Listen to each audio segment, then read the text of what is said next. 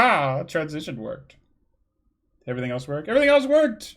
Hi! No! Hi, Hi. everybody. That That's was pretty- lovely. That was pretty good. We're So trying. beautiful. Hi. We're trying here. We're Now I getting actually- fancy. Now I have to actually get into game Round stuff. of Hi, applause for our lovely everybody. game What's up, Davy master. Jones? How you doing? I am Raetog, and this is my Chicago by Night game. we're not doing anything right now. I was waiting for his thing to come up so I could bring this on. So, hello, and thank you for lurking, Exodus. Hi, everybody. Have a good look at this. Yeah, this is episode. We're on 4 now. We've been doing this for 4 weeks. Of this fun little vampire game we got going on. We got a multi-stream going on if you want to watch everybody's side of things. And yeah, we're gonna get started here pretty soon.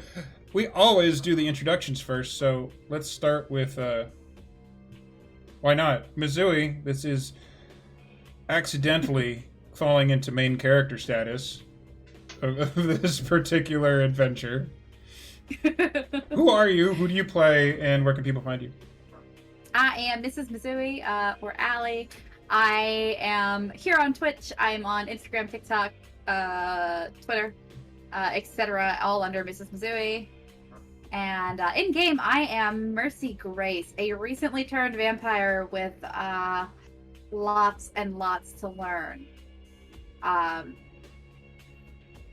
She doesn't know anything, but she at least knows how to talk to people, and that's serving her very well currently. Whole ass month. That's right. Let's keep going around. Matt, who are you? What do you play? Where can people find you? Yes. Hi, I am Matt. You can follow me on Twitter at @MattOfTheH. They're down below. I play Magdalena, the Ventru, who is mostly a bitch most of the time, with a heart of gold. Way deep down there. It's real far down. It's pretty far down. Let's go. Seamus, who are you? Who are you? I'm Seamus. That's everything.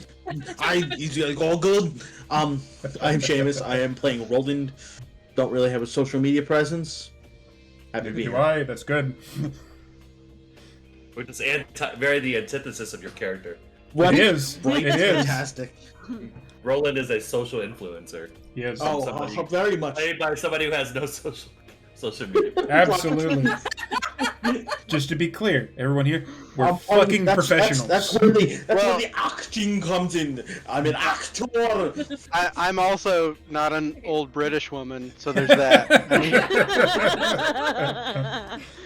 At least as far as I know, I guess I could be. I mean, We there all have was a little British there was woman that inside one them. time that you had a wig for this, but That's true. That Just isn't that one streamed time. though. it That hasn't is been. secret. Oh my Yeah. god. You should have brought I her was back for thinking Halloween. more. Good. I should have. Yeah, I should have brought. I couldn't find my wig. I tell you, I couldn't find it. Oh. Oh, we can get you a wig. A true loss to all We can humankind. get you a wig. We can. Kasogo, who the hell are you? Who are you playing? Where can people find My you? name is Kasogo. I'm a streamer here on Twitch. I play mainly narrative and story games. I'm playing Kessler, or James Kessler. He is a Malkavian. That's what he looks like there. You can look at my screen. You can see what he looks like there. He is a Malkavian. He is a Vietnam vet that got turned during the war. Down with war. Yep. We got a lot going on there too. Speaking of a lot of interesting things going on, Tia, who are you? What are you playing? What the hell is so interesting about me? You have. Uh, I've seen your downtimes. I know what's going on. Jesus. Much like Seamus here, I do not have an social media presence much. My name is Jen. I play Six the Ghoul. And we're about to get into some shit. yeah. You are Oh, by the way, not wrong. the moment we start up, I run the program before I leave. Good to Oh. know. Oh Good my. to know. We'll have What? time for that. Yeah. Oh. But finishing up the introductions. Hi, I'm running this fucking game. I'm Raetog. This is basically the only social media presence I have besides the YouTube that these videos get exported to. Been a vampire nerd for a long time, and Onyx Path decided to spit out Chicago by Night, and it inspired me to run a game along with all the other things that are going on. You know, the other freaking awesome vampire streamers that are happening on Twitch, there's like 3 other ones going like right around now. Yeah, it's a decent amount of time. I think Or a like decent amount of people doing it. New Orleans by Night is going on at the same time as us, and I'm gonna go back and watch them later. Cool stuff. Interesting. It's cool stuff. But yeah, with introductions out of the way, are we ready to get into this? Less. Yes. Absolutely. So. Totally. I'm not nervous at all. No, you're fine. You'll be fine. You'll be fine. So this one, episode 4, because you survived that long. Touch and go for one. I barely survived You that. did. Actually, that is the first sentence of this introductory paragraph that I have to read, so good segue. So, in the first 2 nights, Mercedes Gray survived, but just barely. She was brought into a whole new world of the undead, of secrecy, and old monsters that lurked in the shadows and pulled the strings of humanity from afar. She was introduced, formally, at Camarilla Court, and via a Tremere blood ritual, discovered that she was of Clan Bruja. That's why you got the fancy little logo down there. And that her sire, the one that made her, was a vampire named Reese, presumably an Anarch. Now, the coterie has a mission. Find Reese, find out why he did it, and deal with it. Mercy hasn't got a really good look at vampire politics yet. She knows that Prince rules the area and that there are traditions that she's supposed to follow, but it's all still new. It's still words without reference points, with only the intensity of the Camarilla Prince Jackson as a focal point. Mercy doesn't really have any idea what other varieties of vampire factions look like, be they Anarchs or more horrifyingly the Sabbat. A new kindred, however, has to take it all one step at a time. One must learn to walk before they can run, after all. And tonight, a week into her new life, is about to try her first hunt. The politics will come later. So on that brings us to a nice, secluded park in the Chicago land area.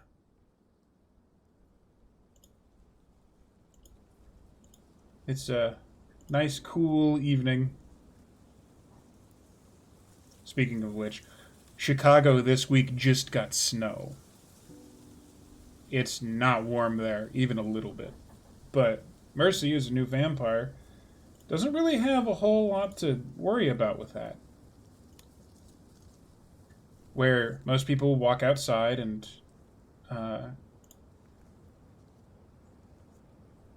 have to put on a coat, have to bundle up against the elements. Vampire don't give a fuck about that. You recognize that it's cold outside. You recognize that you should be bothered by it, but you don't. You could wear shorts and a t-shirt out here if you really needed to. But tonight,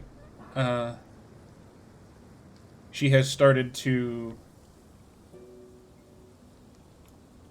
get the real first feel of being a vampire. Escorted by Magdalena Masters, her ward. And I presume Six as well, yes? Would Six be joining on this little adventure here? Six would be keeping her distance, sticking closer to the car, Okay. because when it comes to feeding, not her business. Yep. That's fair. She has nothing to contribute to this one. That is fair. So, Mercy, you and Magdalena are in a park. It's night. Right. There's a few people around. And you've had an idea of how you've wanted to maybe move off of blood bags, move off of the stuff that Maggie has supplied you for the past week while you all have looked for answers and done your various schemes, let's call them. And you're here. What are you doing, and what kind of person are you looking for? I have a question first. Hit me, all of them. How cold is it really? Like, So, Chicago is right on one of the Great Lakes. Fahrenheit, we're probably definitely under the freezing point. We're talking like somewhere between 30 and 25 degrees is cold. I realize in real life you have the Texas thing going on where weather isn't really so much of a thing. oh yeah, it was 80 today, but I just see it. We had snow That's here. blunt. That's beside the point. Right. Okay. So Mercy is sort of looking for one of two things. Okay. She has been a young woman alone in a big city for a long time. She has felt the fear that women feel. She is looking for somebody who causes that kind of fear in her. Perhaps not anymore, but may have in the past. Or perhaps somebody who's looking to be helpful.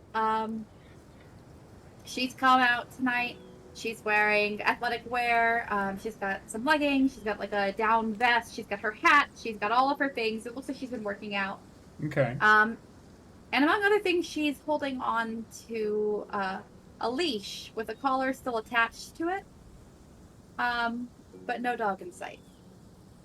So, Nice. she's in the park. Not Okay. quite warm enough for the weather, unless she was running. And now looking for somebody to help her find her poor lost puppy. So, Mercy is preparing to pull a little con here. Six is waiting by the car, basically running interference. Magdalena, what are you doing or contributing to this, or are you just watching to see if the kid can, handle it without the training wheels? I'm doing that. I've given her some pointers, I would say.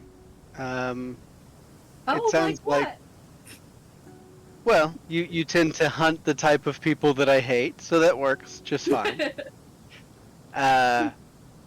But yeah, trying to find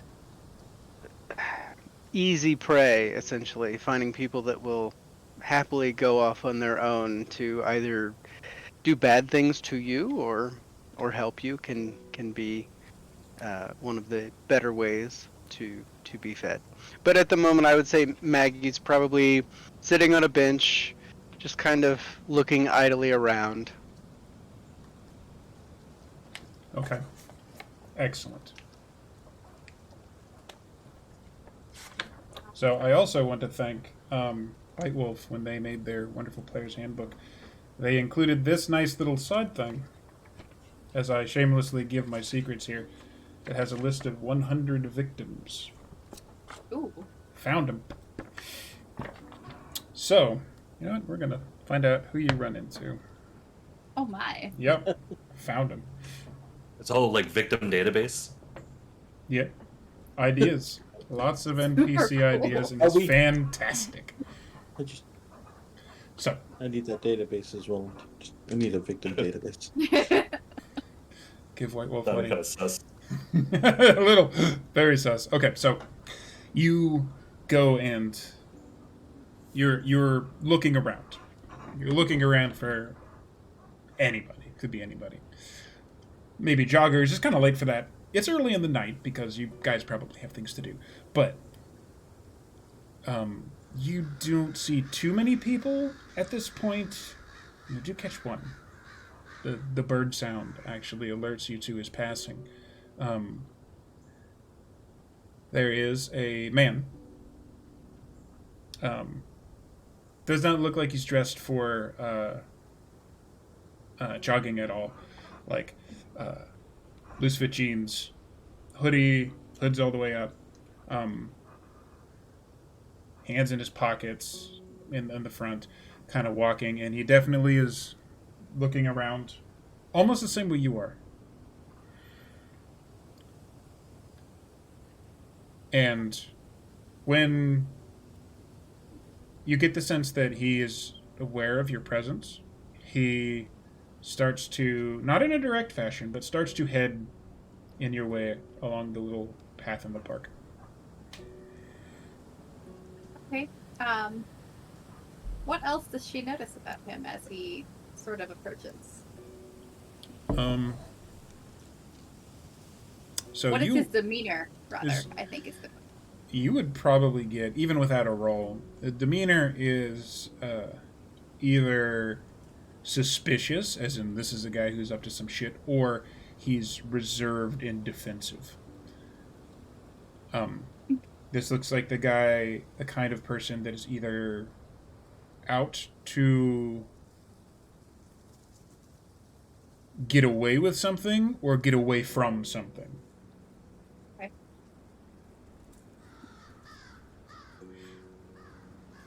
And they begin to So- meander your way.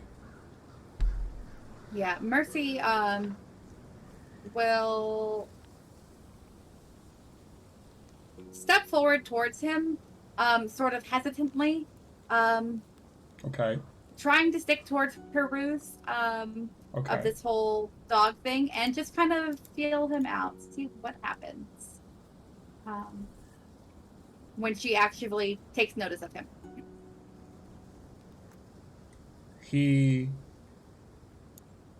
looks up when it's like obvious that there's nothing in between you guys anymore. He looks up, notices you, immediately looks to the left and right. And he gets closer, like tall white guy, clean shaven face. He looks like he's going to walk past you for a minute, but then, with the ruse, looks down at the leash that is just hanging with no dog attached to it. Looks up and does the furrowed brow thing, like what? Doesn't say anything because it's Chicago and he's a little on the defensive side, but he gives you a questioning look. Murder, hobo. He's caught you. There's no other recourse. Okay. Snap his neck. Snap his neck. I don't know about you guys. But every group I play with, like, they'll try to be sneaky, but the first thing that goes wrong, they're just like, all right, fine. We'll just turn the switch and murder everybody. It's fine. Like, don't even try to, like, work it out. They're like, oh, no, something went wrong. Let's just kill everyone. Yep. I swear. That's a typical D&D party. But how are we going to do this tonight? Right. So he's like starting to walk past her. Has he stopped?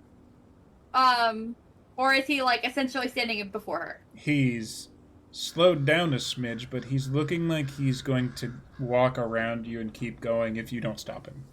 Gotcha. Okay. So very delicately, she'll kind of reach out her hand and touch his arm, but take a step back at the same time so she's not crowding him. He does stop at that point. Ooh, it's a trap. Excuse me, sir. I'm so sorry to bother you. Did you see a dog as you were coming this way? My dog, she got loose. I guess she got scared and she just slipped right out of her collar while we were running. Did you see anything? he takes a second, and then you see his eyes go down. They kind of like, you know that look people get when they're like, if you're watching someone read, their eyes kind of do a little bit of this when they're thinking about what they're reading. But he's doing that to the sidewalk in between the two of you, and he actually, in a very smooth and practiced motion, looks up and goes, "Yeah, I think I did." It's back that way, and he points towards what could potentially be a tree line. It's kind of dark. Oh, could you show me? You saw her? It was a dog. I've been looking for her for a while, but she hasn't come when I called her. Yep, Was she okay? Yeah. Come on, go this way. And you see, without even needing a roll, he puts his hands back in his hoodie, the front hoodie pocket, and you can see his wrist turning a little bit, like he's probably grabbing something. This is a potential really bad situation. So For as I anybody see them else. walking off, Uh-huh. I'm gonna get up from my bench and follow them. Okay. How inconspicuous is Maggie tonight? I assume she's not like blam like she was for court.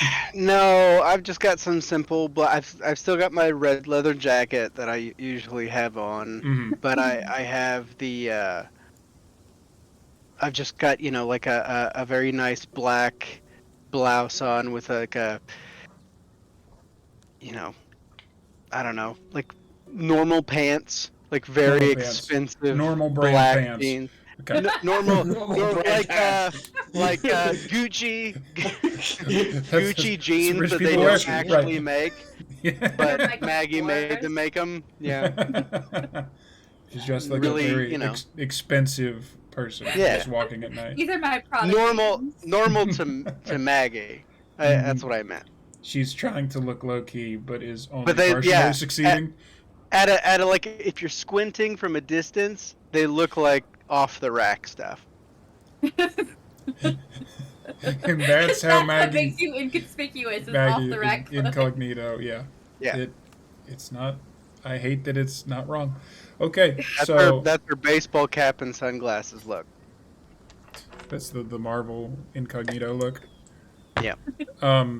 Surprisingly, the normal brand pants do not draw attention to your attention to you. So this individual continues to lead Mercy towards a tree line, and she's going along with it. Yeah. Mercy is keeping approximately an arm's distance between them. Not easily within, not quite within grabbing range. But she does, plan to nab him and drink his blood. So she doesn't want him to get too far ahead of her. But she also realizes that she's following a strange man into the darkness, and should probably not be within stabbing range right off. Yeah. Till she's ready to be the one doing the stabbing. So you are led, as far as you wish to be led, towards a tree line. Eventually gets to the tree line, and it is very obvious that this has been a ruse from the beginning. You went into this looking for potentially a piece of shit like this, and he does take a few seconds to like move a few trees around, look like he's looking for an imaginary dog, and then as you do eventually enter the tree line, which cuts off general line of sight, he does turn towards you and pull a little flip knife out of his pocket and points it at you. He goes, "Money, now." Okay, with her best impression of terrified woman, she stumbles back a few steps and goes, "Oh my god, of course, and she'll start patting around herself, like she's trying, like thinking, like, where's my wallet, where are my keys, because she's clearly in athletic wear, and she'll reach behind her as if to pull something out of, like, those Okay. little back pockets that those athletic clothes wear. Okay. And she'll start to pull out that, and wait for his attention to fall to see what she has. At which point, Let's see if he's she bad at will- this or not. Okay. He is bad at this, so he does. He does fall for the ruse. He looks down away from whatever it is that you are doing. Great. Then she will step towards him quickly. Almost inhumanly fast. As a matter of And- fact, that is something that you can do. Yes. As I flip over your sheet to see what you have, should you choose to, you can move at a rather quick speed using your vampiric disciplines, and I believe, if I'm looking at these correctly, It opens. yeah, they open. Sorry. Depends on how fast you want to do with this. If you wish to really jump this guy and go hard, I could have you roll a rouse check for you to activate your power of fleetness, which allows you to basically get extra dice for what you're about to do. Sure. Yes. Okay, so what I'll have you do is top left of your character sheet, the D10, roll a rouse check. 1 dice, just a single dice. That is a success, so you do not get hungrier. No matter if you got hungry or not, the power still works. So you summon the powers of your blood, and you feel you could run circles around this little fuck. Wonderful. So, feeling very fast and very confident. Again, as a woman in a large city, she's done a little bit of self-defense classes. She will attempt to knock that knife out of his hand, and as she gains control of that wrist, spin him just enough into a circle so she is positioned at his back so she can bite into his neck. Humph. Okay, so what I'm going to have you do here, we're going to make a roll. Yes. So you have 2 dots in celerity. Thus, I'm going to have you roll athletics and dexterity. And then when it comes to the point where if it asks you for bonuses, you get 2 dice bonus. And I'm going to have him roll off in an opposed check, and we'll see how this goes. So yeah, it's 2 successes. That's not a total thing, so it's not a bestial failure. So you didn't fuck it up this time. You're good. Yay. You're good. Oh. I fucked so many rolls in the first game. I was real scared. So he is not as fast as you, and it isn't perfect. And perhaps Maggie would notice that it's not perfect, but it goes exactly the way you wanted to. Catch his wrist, round the back, right into the neck. You find that this asshole, you bite him, and he goes rigid immediately. Like, it's almost like he's, like, stunned or incapacitated, and somehow he just stands there. You can feel him shaking a little bit, but you begin to feed. What is your hunger currently at right now? 2. 2. Okay, well, you have a couple of options here. Not very many, fortunately. So you can do one of 2 things here. Okay. Since your hunger is only at 2.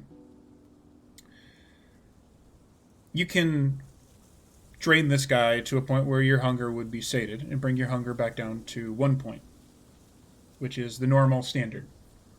Okay. Or you could do the bad thing and drain him dry and kill this fucking mugger in these trees here in not really an unprovoked attack, and you could bring your hunger down to 0, which is not very common. Fair. In your mind, you would hear Maggie go, "Don't kill anyone." Because Maggie I can was do about that. to ask. Maggie can do that. No, take his own knife and stab him in the heart. Okay. So, Mercy was definitely heavily considering just killing this man. And then the voice of reason in her head speaks. It startles her out of the hunger that she was feeling, and she will remind herself to stop before he's quite dead. Okay. In that case, mechanically, you can reduce your hunger back to 1, unlock your dots, and put it back to 1. But narratively, you notice several things about your vampiric condition and just how all this shit works.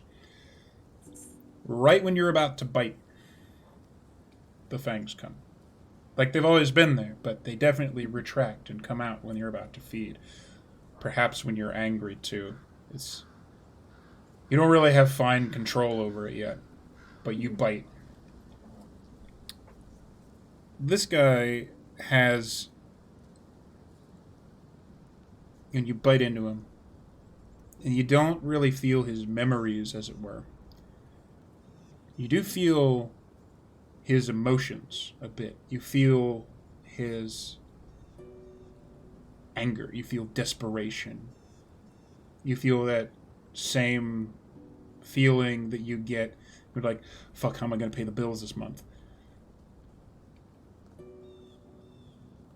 And that is the taste that you get as you feed off of this guy. Interesting. You take a little bit of that into you. It doesn't affect you. It doesn't change your mood. It doesn't change any of your powers or anything like that. But you feel the fact that you are literally drinking the essence of another living creature. And you have several revelations that go along the lines of, oh God, is this what it's going to be for the rest of eternity?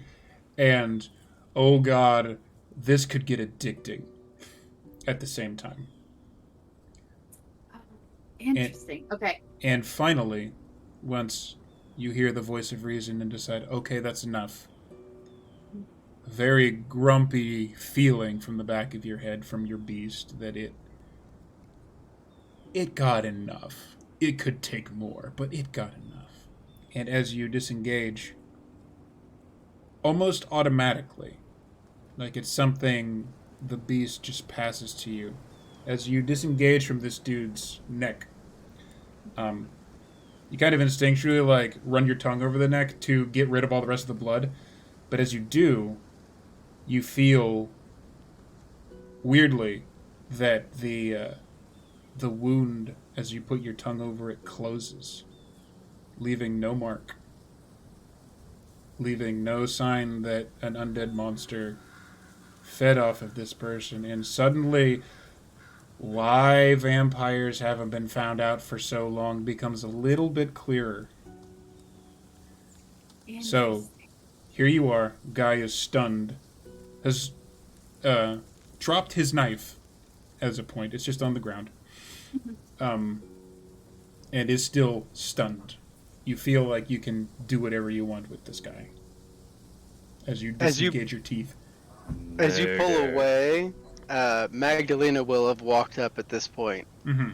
She's just kind of observing you and watching you pull back, and she sees that he's still living, and she goes, "Very good, dear. Thank you for not making too much trouble. Well, how did you pick him?" How did I pick him? He picked me. Oh, in what way? Right about now, the dude falls to his knees and like falls over on his hands and knees. He's like coughing a little bit, and he's clearly dazed and kind of out of it. As you're casually conversing, the mugger is down. Oh. Right. So as he falls, still casually talking to Maggie, Mercy will kick the knife out of his hand's reach, considering that it dropped straight down. She will move the knife and say, "Well, he pulled this on me once we got out of the general public's vision."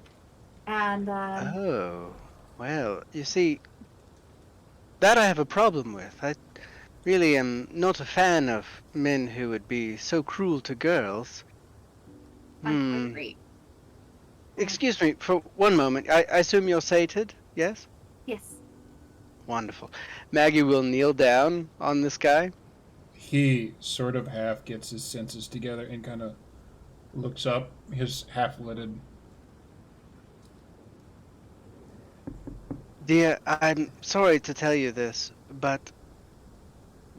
Well, you see, you've lost your privileges when it comes to talking with women, but also I don't feel that you should be able to touch them either. And Maggie's going to slowly and deliberately break all of his fingers. Yes! You read my mind. Um. Actually, that's in character. You Mhm. read my Mm-hmm. So, considering the powers that I know Maggie has, I'm not even gonna make this a roll. He is literally a helpless person. Is this both hands, one hand, knife hand? Oh, it's both hands, yeah. Like All 5 crunches digits. them until they're all Yeah. like fucked up. And then, when that's done, I'm going to go. Mercy, are you ready to go? I believe 6 is waiting at the car. I suppose so, but is there? Do we do anything else? Oh, yes. Well, I don't know if you'll have the ability to do this, so it might behoove you to be quicker and less intimate with your subjects. And then Maggie will look down and go, just forget we were ever here. Up until this point, this nice casual conversation is without the risk of like freaking out my actual neighbors. The guy has not been silent the whole time. Is oh god, like he's been like not full blown screaming, but clearly the man lost his hands in front of you, and Maggie like takes him by the jaw, looks him in the eye, and says that, and his eyes kind of roll back in his head, and he just kind of falls over and curls up in a fetal position. It is fucking shaking. Okay, time to go. We wouldn't want to be here when he wakes up. He'll be quite loud. Right. Okay then. And Mercy will make sure that she has her props before she disappears with Maggie towards the car. Yes. Please Fun. make sure you don't leave any evidence. Fun point of clarification. Do you leave or take his knife? You have Oh. yet to touch it, so You I have would yet say to leave touch it. He won't be using it. Nope. Mercy will take it. First souvenir. I think quite pleased with the turn of events. Mercy will just casually lean down, pick up the knife, flipping it over in her hand and examining it and going, this was a nifty new toy. It's one of those cheap kind of edgy knives that's not quite like a butterfly knife or anything like that. It has those little springs where it's just a straight short blade pops out of it. You got some mall ninja shit. You got some mall ninja shit. It's Oh, exactly God. what it is. Awful. Herbal knife. It's a real shitty knife, but it is a knife that could be used for anything that you would need it to. And as you look at it, it seems clean. It doesn't seem like, fortunately, this has ever been used on a person that you can tell. Wonderful. So on your, where is it? On your inventory, if you flip your page over, and I'll do it for you here. Yeah. There is a section at the bottom for notes. You can put down an inventory there if you like. Just so that you remember that you have it on you. Knives can be used in combat, and they can be used in various situations, so you never know how much it'll help you. Thanks, Punk. So, whilst the vampires are walking back to the car, 6, everything seems to be going fine. Magdalena, who is not very much one with technology, I assume has her phone in the car with 6, who knows how to use the damn thing. Oh yeah, no, I don't have that. Maggie's phone makes a little beeping noise or whatever ringtone she would have applied if she knew how to The be stock, for Will. whatever. Doodly doo doo. Yeah. Yeah.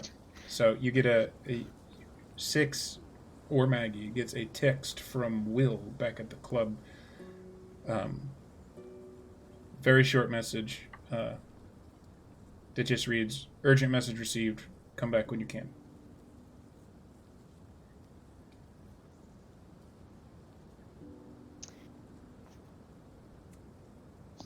I would say as a point that if 6 is with us, Mhm. Will would know to text 6 as well. Okay, then it goes on to your phone instead. Yeah, for the entire time they were hunting, Six has been pretty much sitting inside the car, not freezing to death. Yep, that's a thing. And as soon as she gets the message, she tucks the phone inside her pocket and gets out of the car and just kind of keeping an eye out for them. And they arrive not too long after that. So, dear, was it fun? Did you enjoy your first time out with a real thing as opposed to the bags that I've been providing? Maybe. I did. I did enjoy it, but it's a little It can be Yeah. overwhelming. getting used to. Yes. Yeah.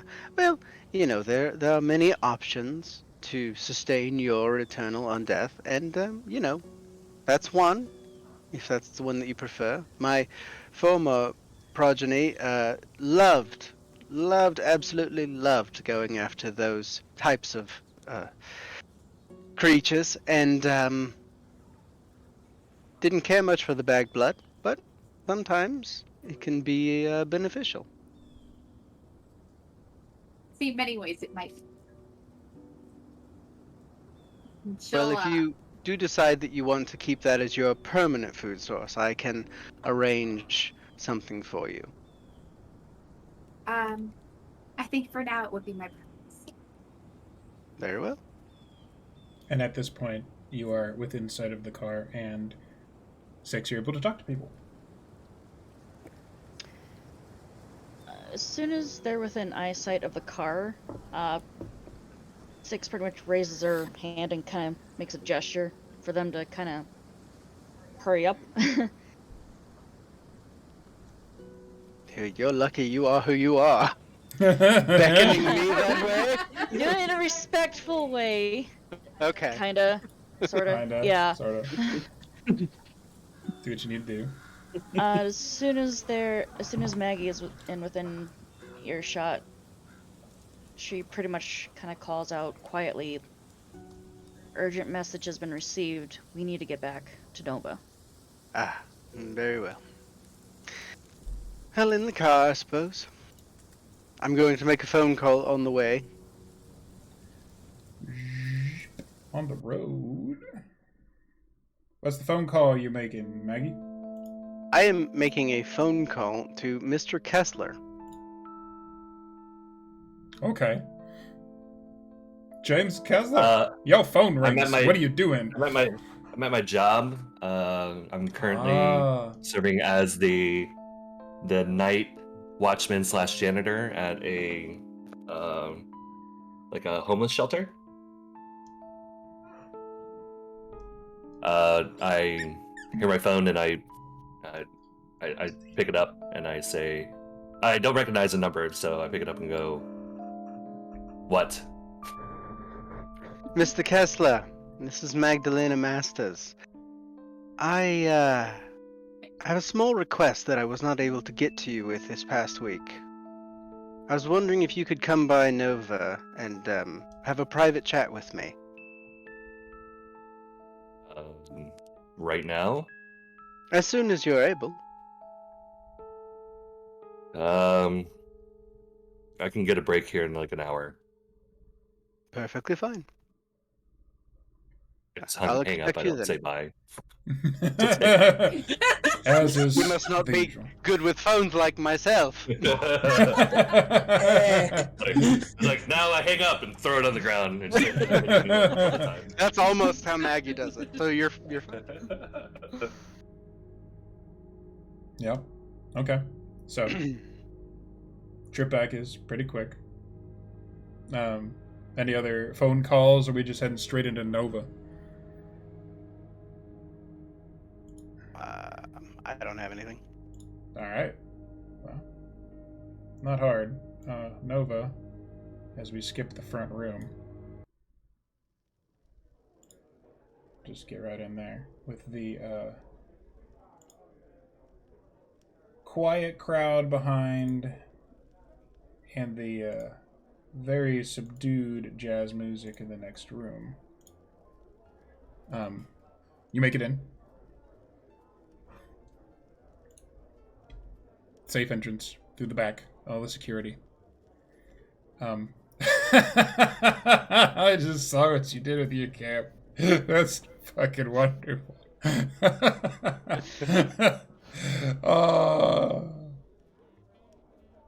But it's gonna be hard to fucking look at. That's pretty good. I'll readjust. Hold on. It's pretty good. I found out I could do that the other day, and it made me laugh. So. I mean, you could. There's worse things that you could do here. I have a question before we start too far into this scene. Hit me. It's actually for Maggie. Okay, go for it. Yes. Darling mother. That's How- awkward, but okay. How would you have, or would you have coached Mercy about her presence in these kinds of things? Would you have invited her to them? What sort of protocols would you ask that she follow? For receiving important messages type things? Yeah, general. I assume if she's with you, there's behavior you expect. There is definitely. I would say that Mercy would be, in a somewhat shadowing role. I would want you to tag along with me unless otherwise stated. So you would just come with me. I would let you know that for the conversation that I want to have with Mr. Kessler, that would be an alone type thing. But at least for matters of what's going on in Chicago and learning the ropes, I would have you attend. Okay. Okay, perfect. Thank you. So you guys make it into the winery, the place where Mercy spent her first night, and Will, the lead bouncer, head of security, is there, dressed as always, nice suit. Hello, dear. I didn't expect you so fast. Did everything go well?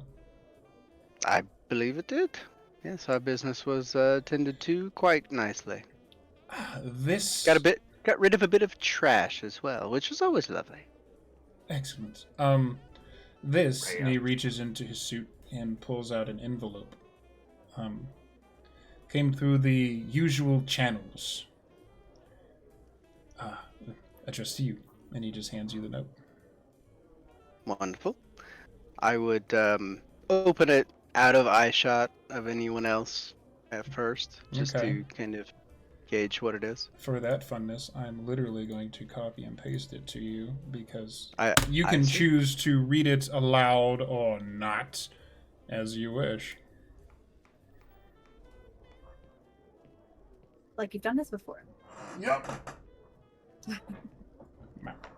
Your turn now.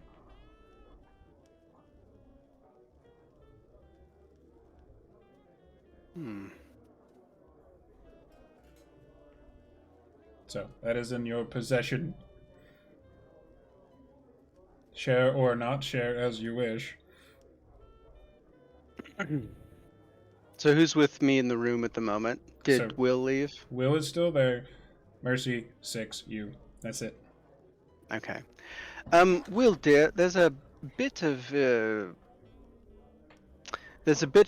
things that I need to tend to with the two ladies here with me. Perhaps in the next couple of weeks, with the upgrades underway, could bring you in on it. But for now, I'm going to have to ask you to leave, unfortunately. As you wish, Mom. And he just bows, and without even a second thought, just goes. Not offended, not anything, except just the usual happy to help. And the door shuts and seals behind him. Six, are you familiar with the Baron of the Anarchs in Chicago at this time? Miss Anita Wainwright?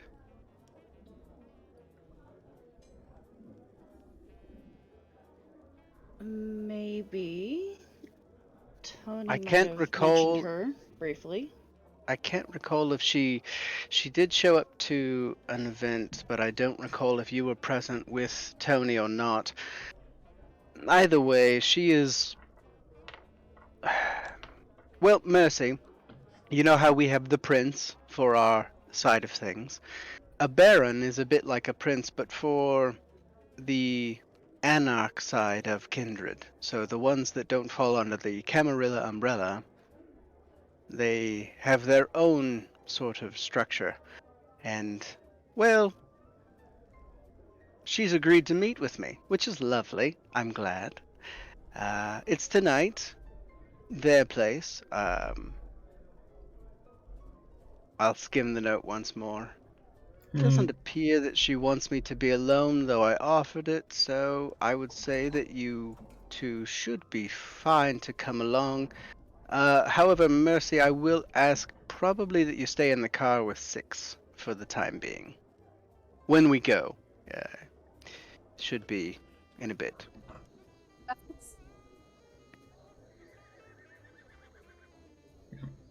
I'd rather not get you staked or killed right away. You've only been here for a little over a week. I prefer to avoid that as well. Felt pretty powerful tonight so far, though. So, Felt good. Six, if you wouldn't mind also contacting that Roland fellow and seeing about having him come later in the evening. I don't know if he would have any particular interest and or anything to add really to the meeting. I'm sure he's playing off with his weird musical equipment. I don't know. I heard some stories this Definitely not past a week. euphemism. Hey, why don't you stop playing with your weird musical equipment? His skin flute or something, I don't recall. I have heard some stories, though. He does appear to be quite popular. Maybe I've judged him a bit too harshly for being who he is. Wouldn't be the first time. That's the look of a Toreador trying to hold it all in. I could also message him if you'd like. Oh, certainly, yes. I forget that you're also good with the little cellular devices. I just assume that everyone hates them as much as me sometimes. My apologies. Fantastic. Okay, so something has been laid before you, and it is up to all of you to decide what it is you would like to do. We're just waiting for that hour to when I can get there. We can say the time passes Yes. relatively If quickly. there's nothing going on there, then I can just go. Actually, in Quick the time check leading then. up to when James arrives, Six actually has brought in another folder. Not quite like the one she's already seen. A little more slender. I place it on the table in front of her. And when she opens it up, she will find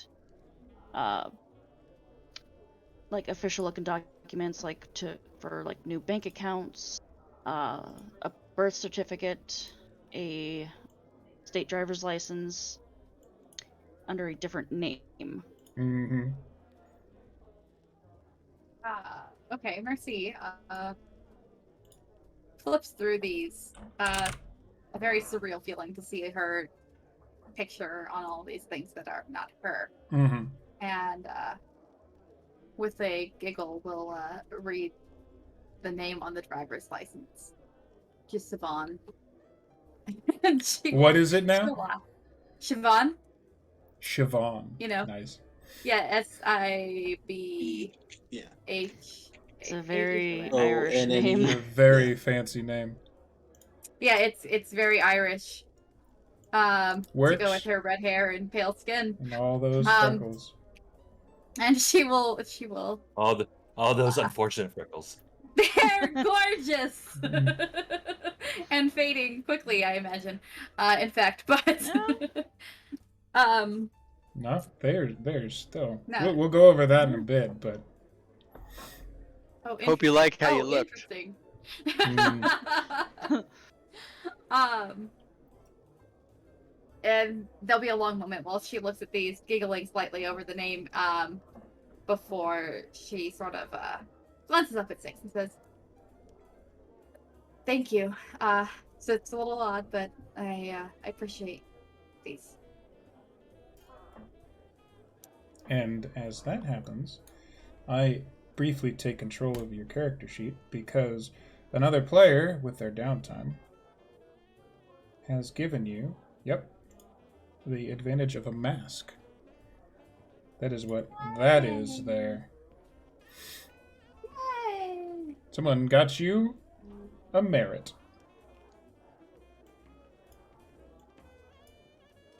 Which is Wow. not a small thing.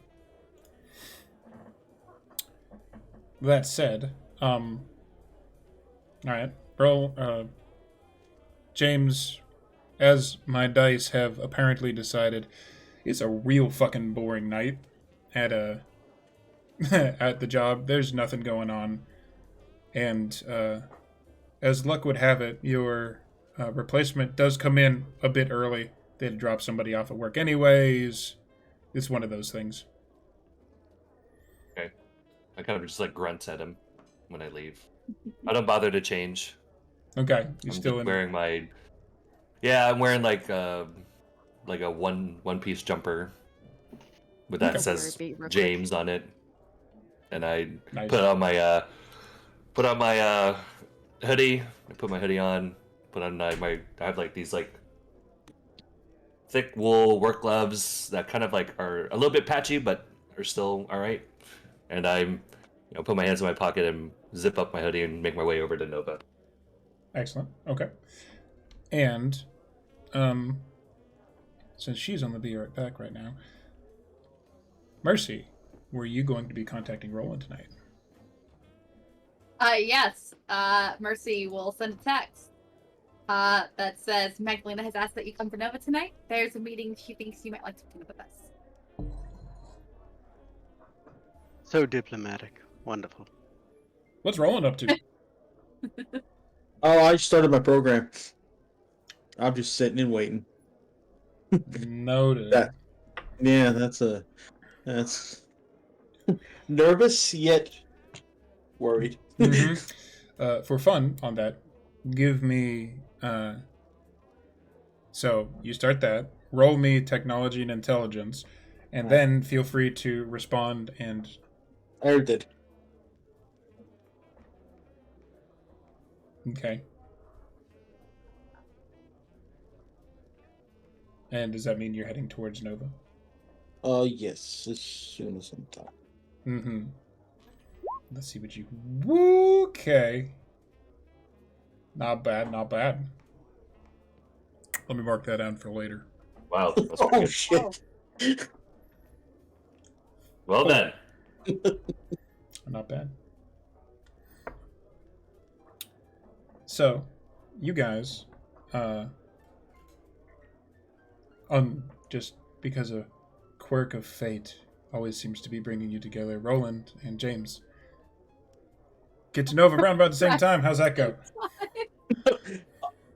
I'm not even going to try to be gracious. I'm going to go first because he's going to not trust me to be behind him.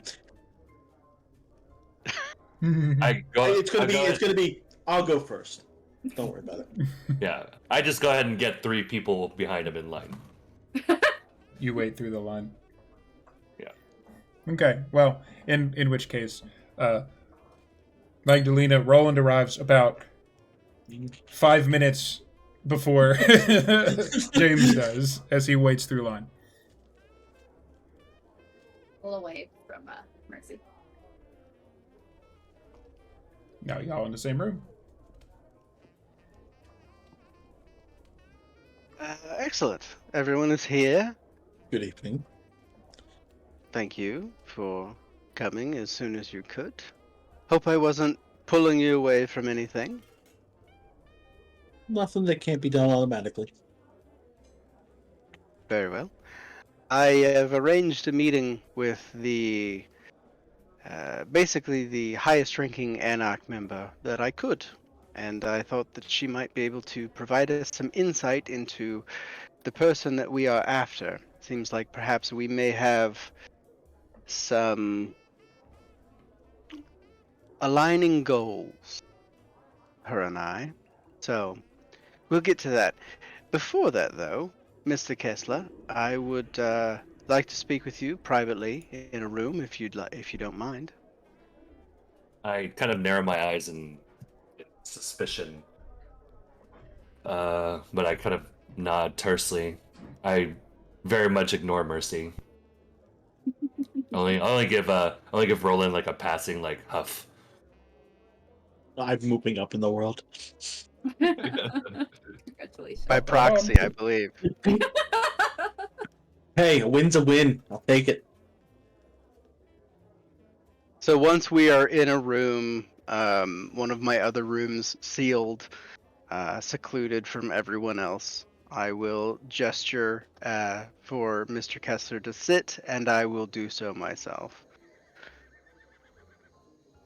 I check the room. I just want to check to see how trapped I am in this room. How is the room, You are- Magdalena? Perfectly able to leave at any time. It opens from the inside whenever, but only from the outside by keypad. So one exit. Only one exit. There is one exit, however, I have positioned myself. You are closer to the exit than I am. Perfect. I stand next to the wall and I say, if it's all the same to you, I'd rather stand. Perfectly fine. There's been something that I've wanted to do with you this last week that I didn't really have time for. And I feel that it would be a beneficial thing for us both moving forward. You And- have benefits. For the first time in many years, I'm going to be open and honest with you because I feel like your trust is going to be better earned this way, and I feel like going forward it will be better for us to be on the same page. So Cross I'm my going arms. to give you the option to basically have any question that you'd like answered by me. Several of them. Is this are we having this conversation to determine whether or not I have done anything wrong to break Masquerade or wrong the Camarilla? Not at all. I'm not here as an enforcer. I'm here as Magdalena. I'm here as a person that would like to be able to work with you and in a way that is beneficial for us both and does not create further strife. Not here to cause any trouble, ma'am. I'm just here to live quietly and not bother anybody. So unless I've done something to wrong the Masquerade or break Masquerade or wrong the Camarilla, I would prefer our relationship to be just that. Well, I again don't believe that you're here to create strife, though it does seem to follow you where you go, whether or not that is your responsibility or the ones that are around you. And I think that going forward, if we are to work together, which I do hope that we can, I think it would be good if we had a bit of an airing of what we could do better. You seem to be a man who is troubled by things. No disrespect, we all have our demons. I would like to be a person that at least can help you mitigate some of them.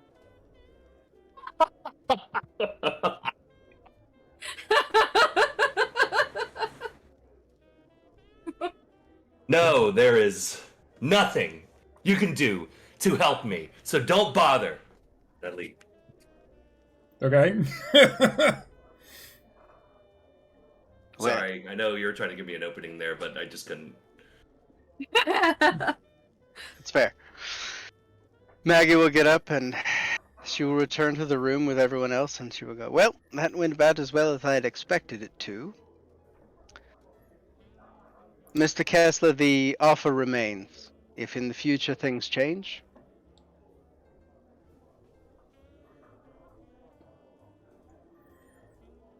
I would only point out that you're not the first person in the situation which I believe you're in that I've had the pleasure of helping. But we've dwelled too much on this.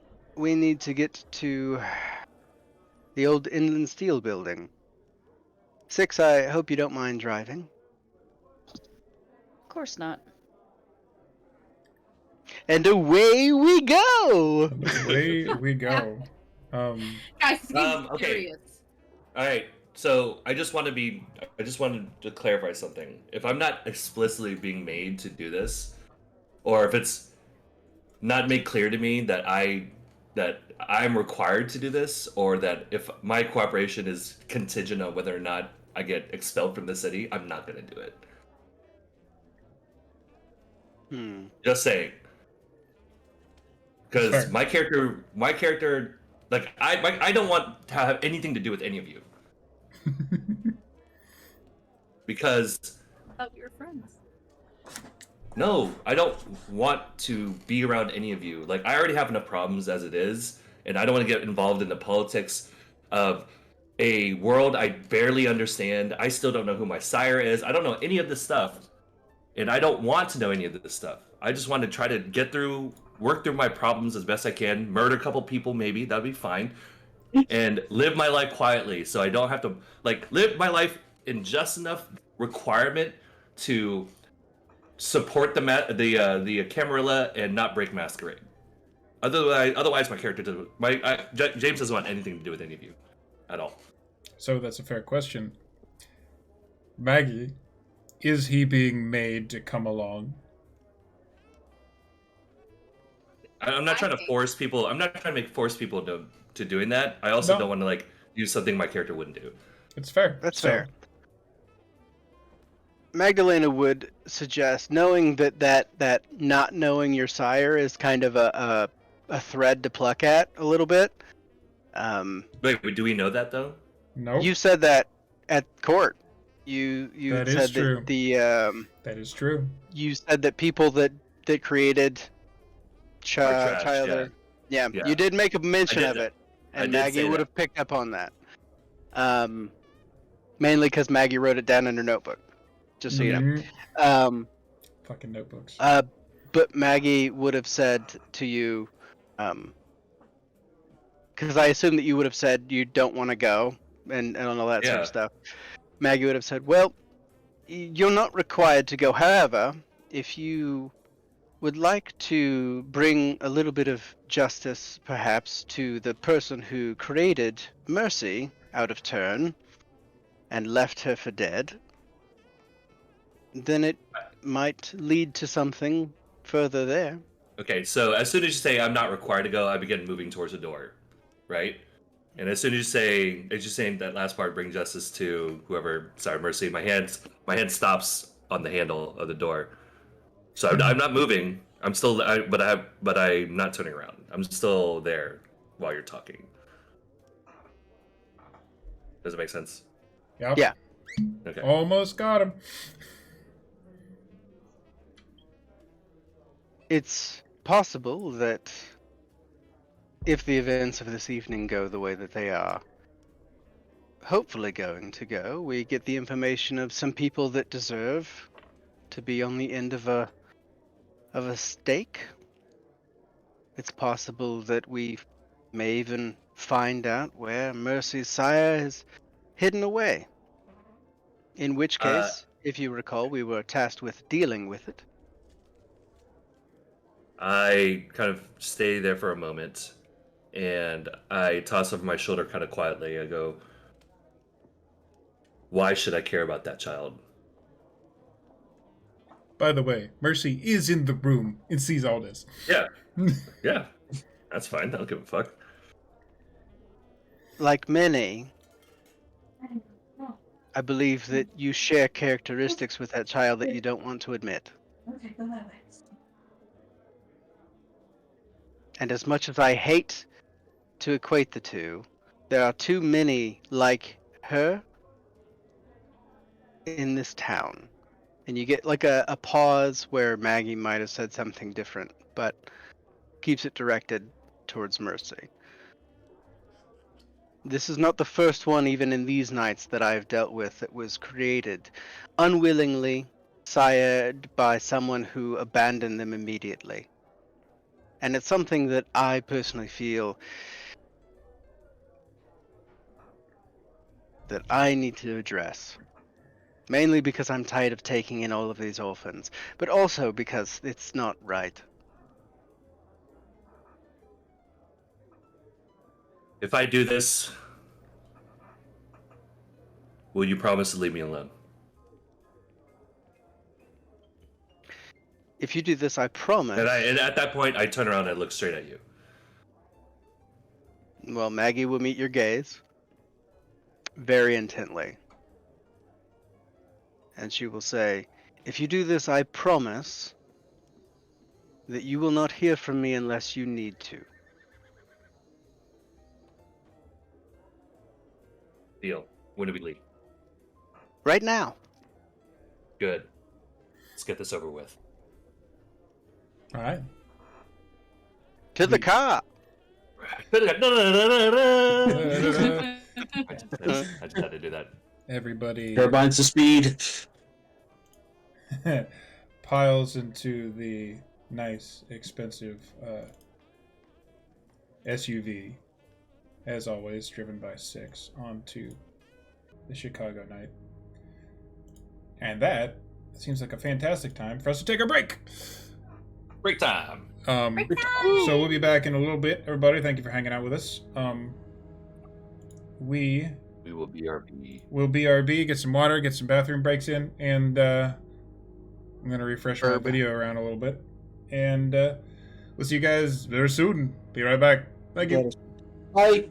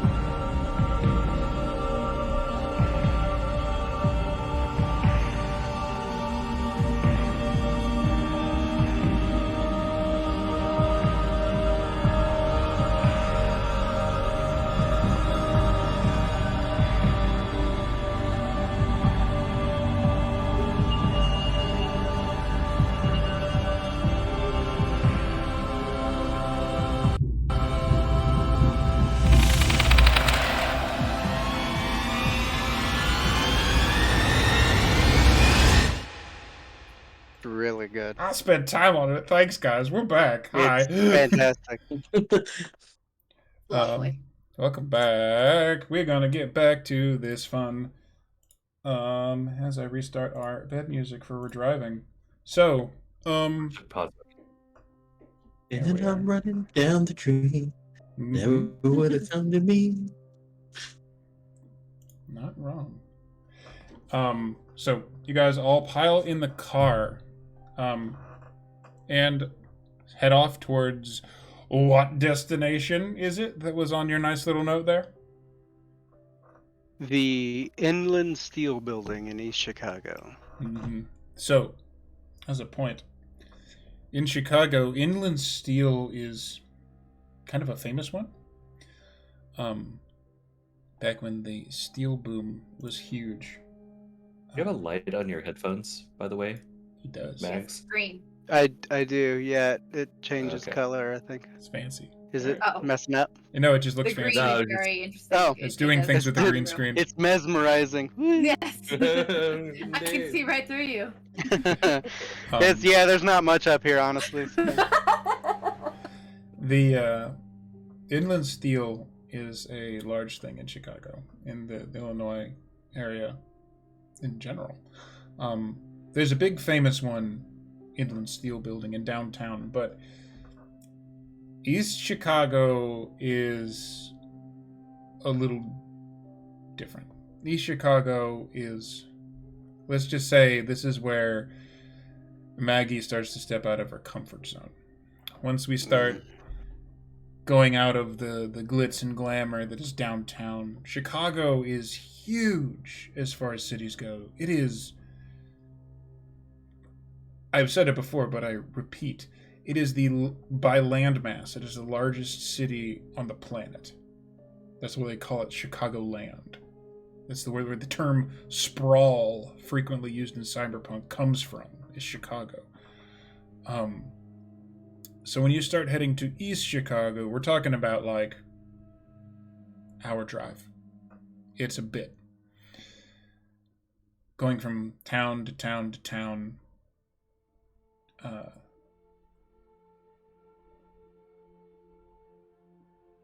I assume that's probably a uncomfortably quiet ride with this coterie where it is. Nope. Maggie talks. The whole time. Great. What? No, I was not the whole time. I was wondering if I needed to get the polka ready again. No, and don't you dare. Maggie will say, I would say maybe 10 or 15 minutes into it, Maggie will say, not really looking back or anything, or kind of maybe staring at a window, she'll go, so Roland, I've got wind of some possible extracurriculars that you've been up to this past week. Oh. You If don't you- say. Well, if you happen to know of anyone that would potentially be in need of a place to play, I have a special evening coming up at Club Nova that's a little more electronic in nature. Oh. The pay is I can play jazz, right? The yeah. electronic thing is not the only thing I do. I am an actual musician. And from what I've heard from several sources, I will give you that. You sound like you probably are. But I have plenty of jazz musicians on hand. And while that buffet is delicious, the truth is, Nova is looking to expand a bit. Perhaps Mercy can fill you in on some of the finer details, but we may be changing a bit of our clientele. You mean updating with the times? No, we will still be doing my, but we will also be doing No. What? Mm. I think perhaps that I will be working a little bit with Magdalena on certain events. I think. Yes, she's informed me that there are things called tweeters or Instagrams or something. I don't recall. It's Instagrammers, yes. I don't. That word means very little to me. Something It is a younger person traditionally that posts most about their life on the internet. I don't understand why anyone handle would it for want you, to mate. do that, but she has assured me that she is familiar with it and will handle it. And Money, knows influencers, My gaze influence. starts to glaze over. It's money, influence, power. I have a flip phone. Okay, what do you think I'm at in this world right now? I can get you a actual phone now, if you don't want that. I know. God forbid I help anybody. I'm Yes, James. I'm going to tell you that I'm not going to learn anything beyond this and hold up my little Nokia phone. Yeah, that's Um, fine.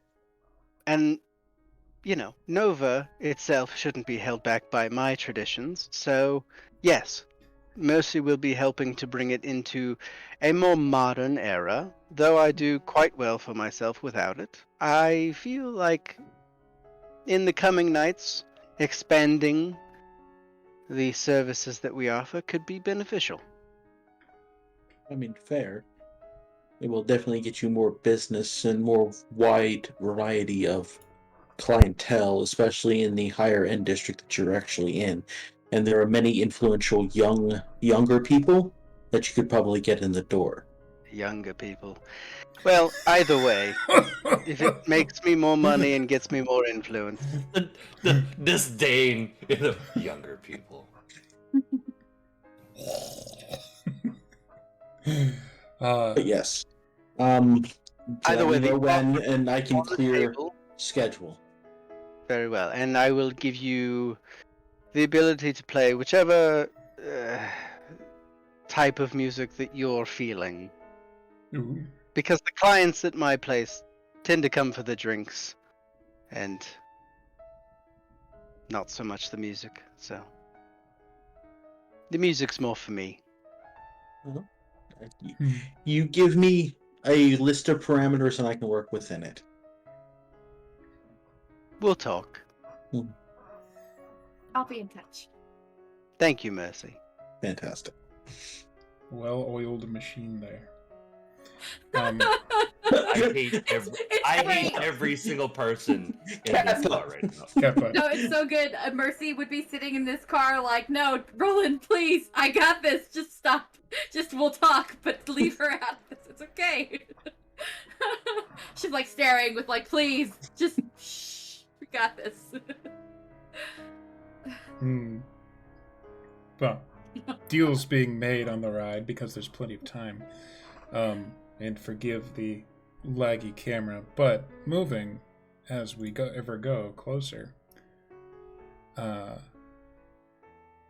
Eventually, the car makes its way towards East Chicago, and Maggie, you don't really feel cold anymore, but you can feel like your blood pressure decreasing the further out we get from downtown. And this is where those people live. It is definitely beginning to grow more and more not the glitz and the glam of downtown, not the rule of the tightly knit and tightly controlled rule of the Camarilla.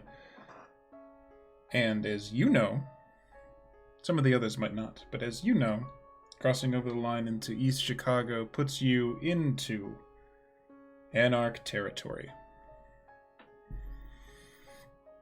And a bit more of the trip passes on until it is that you get to a gravel road leading into an industrial site that looks exactly the opposite of a place that you want to be.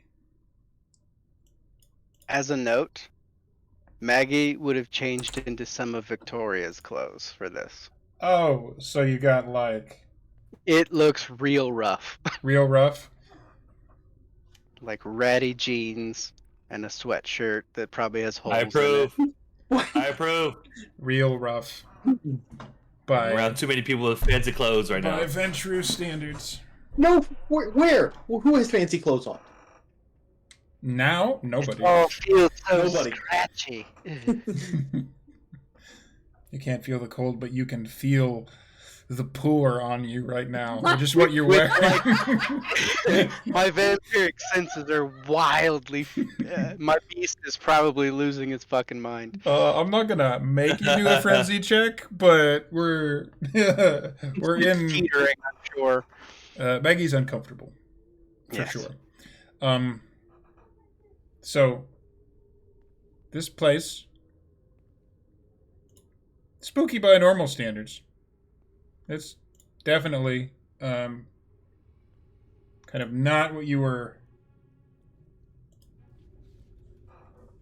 expecting to walk into. Maybe it was, but you're standing or have pulled into a big, old, abandoned steel mill, the parking lot thereof.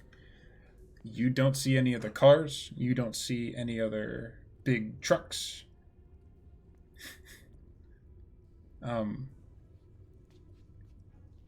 It's definitely a ominous place that you've pulled into.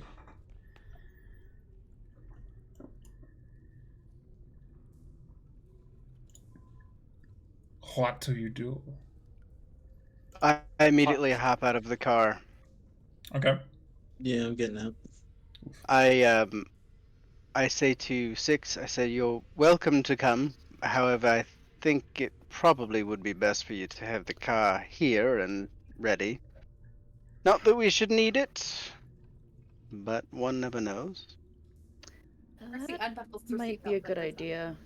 Plus, you'll be bothersomely cold if you come, and that's not fun for you.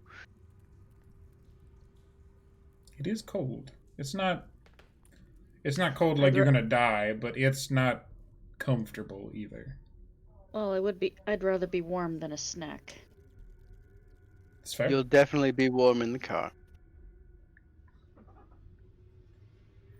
Okay. The rest Step of out you, and I pull out my pistol. please put that away. At least conceal it a little bit better than that. We are in Anarch territory, and this meeting was not easy to acquire. If you We're do here run for a into meeting. trouble, We're not here to let we're me not here to know. run anything. Not yet. We're hoping to find out who we need to deal with. I shove my pistol back into my coat.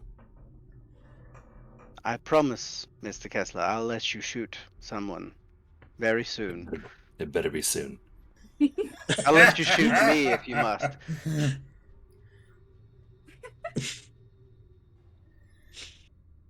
All right. Well, we march our way in. Yes. So, who is going and who's staying behind again? Is it just Six that is staying behind, or is it Mercy? Or I believe that it was it requested that Mercy stay behind also. Yes, I would have suggested that Mercy stay. Just So then, yeah, Mercy is unbuckled but sitting in the car, making no move to follow the others. I would suggest if you guys do need assistance, please let us know. he's got a phone, and I'll point at Roland. Yes. I'll send a message. That guy has a phone. All right, gentlemen, if you don't mind, follow me. so, 3 vampires walk in. 3 vampires walk into a bar. It is decidedly less nice of an interior than a bar.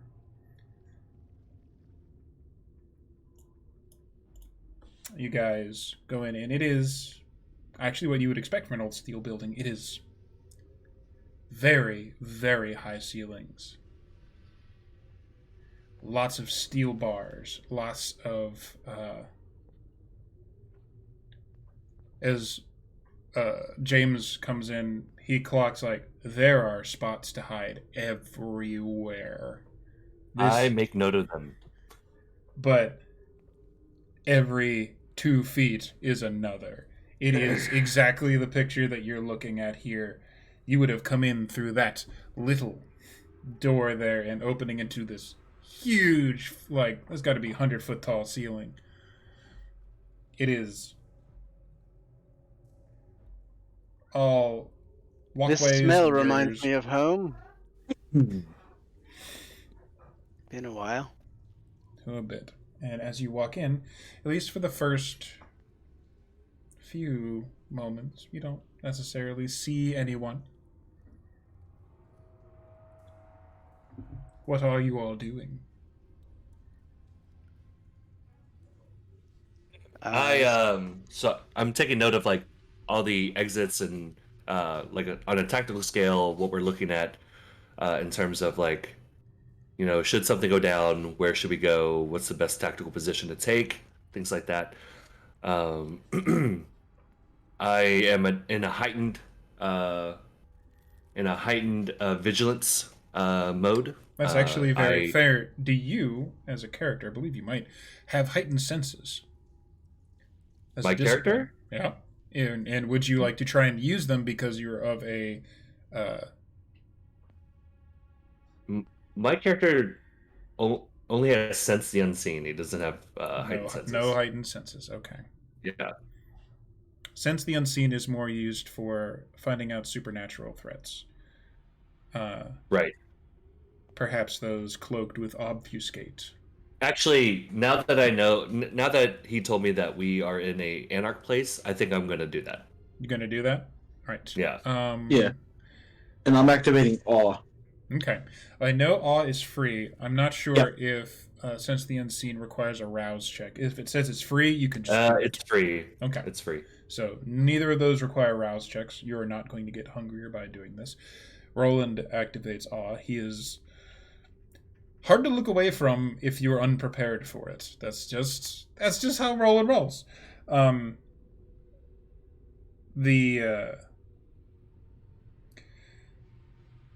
With James, the effect is far more subtle. Nothing outwardly is seen, but your eyes kind of catch all the spots in the darkness that somebody could be hiding, and you can see through them more effectively.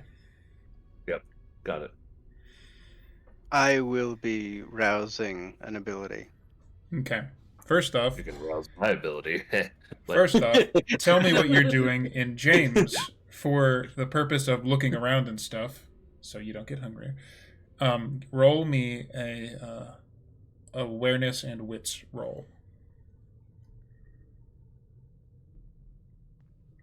for looking around for stuff. All right, what's Maggie doing that she doesn't get hungrier for? Toughness. Toughness, activating fortitude. Nice. Probably wise. Probably wise.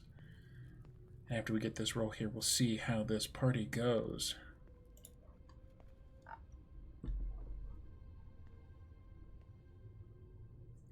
So you walk in. There's the quiet sounds of wind going through the steel girders.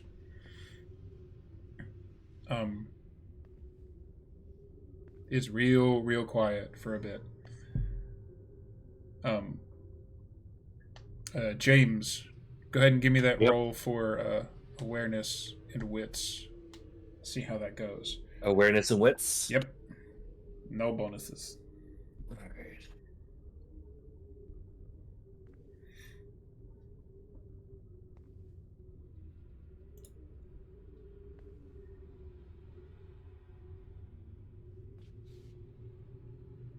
There you go. That is one success. That is a 10 and a blood. Okay. Damn. I rolled that many die, only got one. Fuck me. You So can then- re-roll 3 if you want to expend some willpower. There is that. If you want to use a temporary willpower, you can reroll up to 3 of those dice. What am I rolling right now? I'm just observing. Awareness and wits. Looking around to Okay, see so- if there's anything hidden. So my character would be very, very interested. Would be hyper vigilant during this time period. Mm-hmm. His paranoia is amplified, so I would burn a willpower to do that. Fair. All right. So roll me just 3 dice. If you want to use the little D10 at the top left of your character sheet, just roll 3 dice, Just 3 dice. Okay. and we will add it to your total of 1. Wait. And if you get another 10, it could turn into a crit because you have a thing there. But That's the blood dice, so that means fun things There we could go. happen.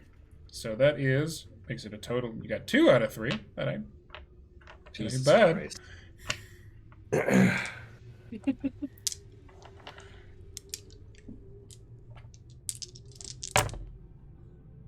Okay. So as you look around and kind of clock the area as best you can, all the various hiding points,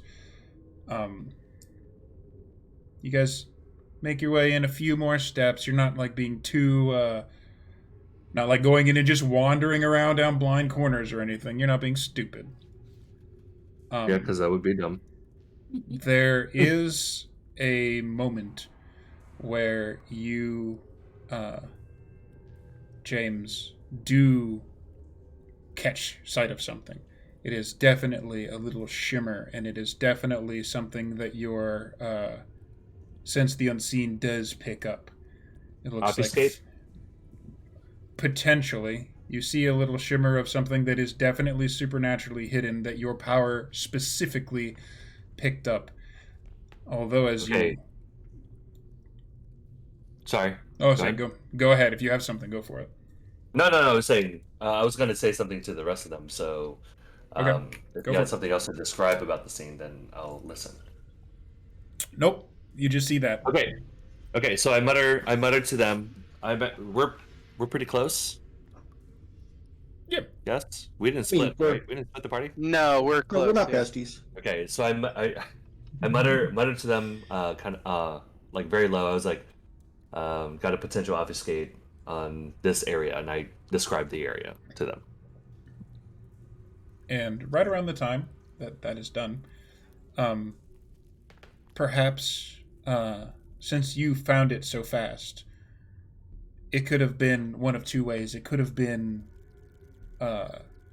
either once they got found out, they dropped their obfuscate, or it could have even been once they saw you actually enter and approaching, they also did it.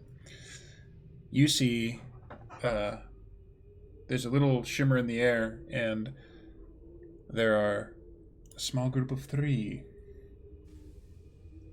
You catch sight of these. I'm going to pop up here. One of Maggie's dearest old friends, a bald, punk-ass looking guy in a leather jacket. Mm. Genghis. Another who is a taller man, longer brown hair, brown trench coat. Even this far out, you can kind of get the sense that he has a lot of scarage going off across his face. That is his image there. And finally, a slight woman who is definitely not dressed for the weather, who you know from court very, very clearly as Baron Anita Wainwright. Small woman, shaved side on her head, nose ring. We need a The nose ring. the outfit is actually closer to something that Maggie might wear to a dinner. Yeah, I enjoy Baron Wainwright's clothes.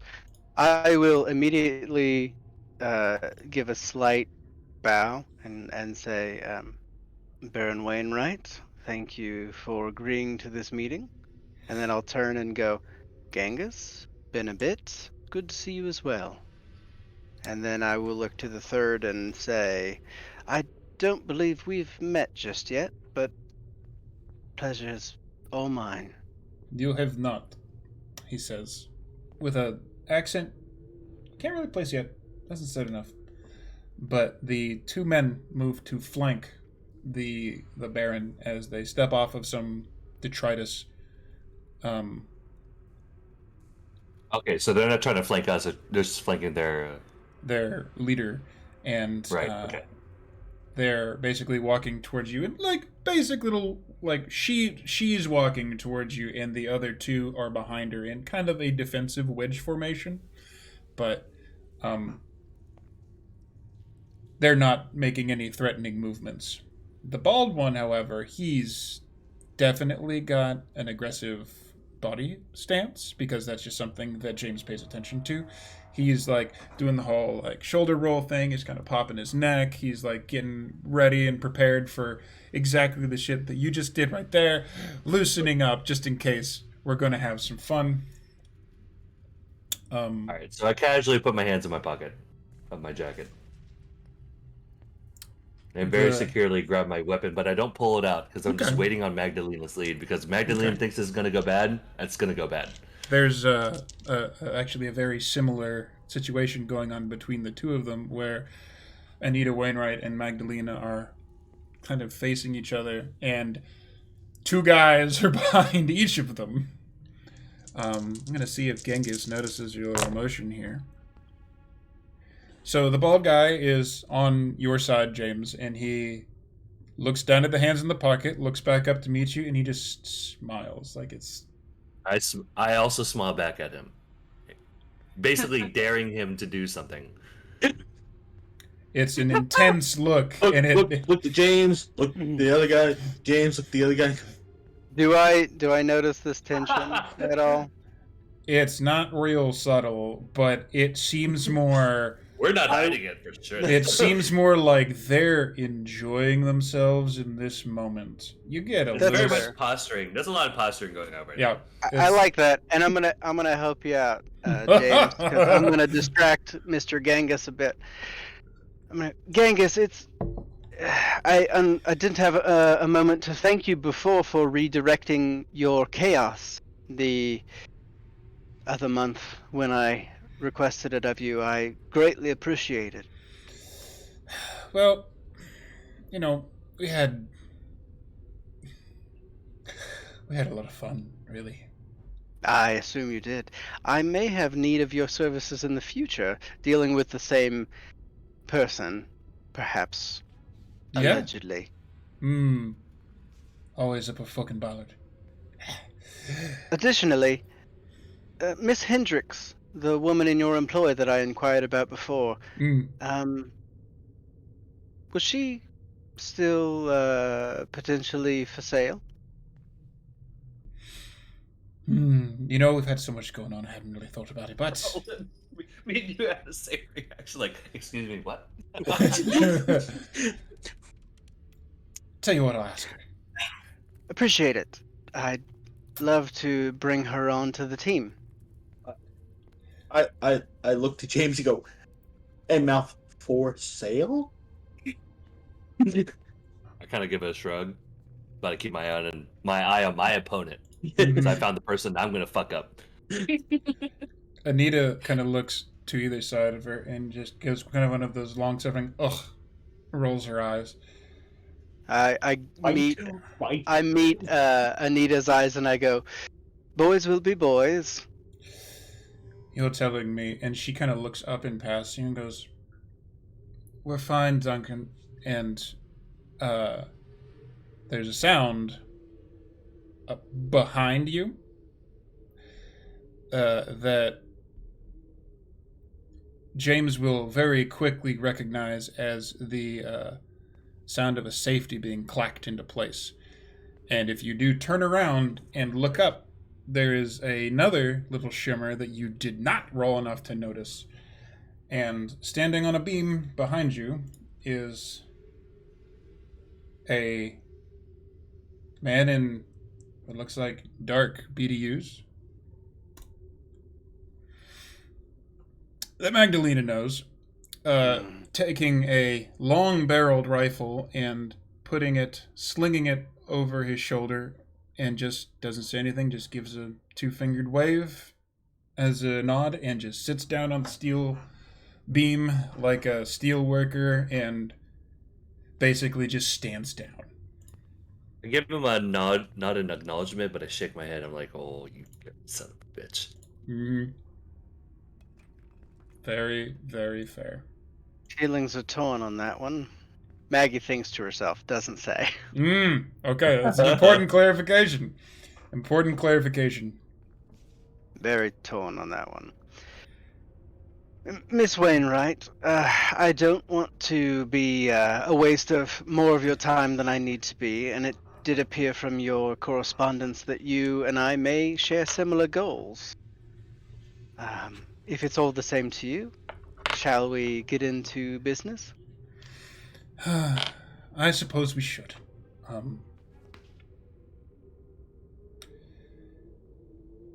Lots of things going on in Chicago, as I'm sure you know. Tensions between your people and mine are high.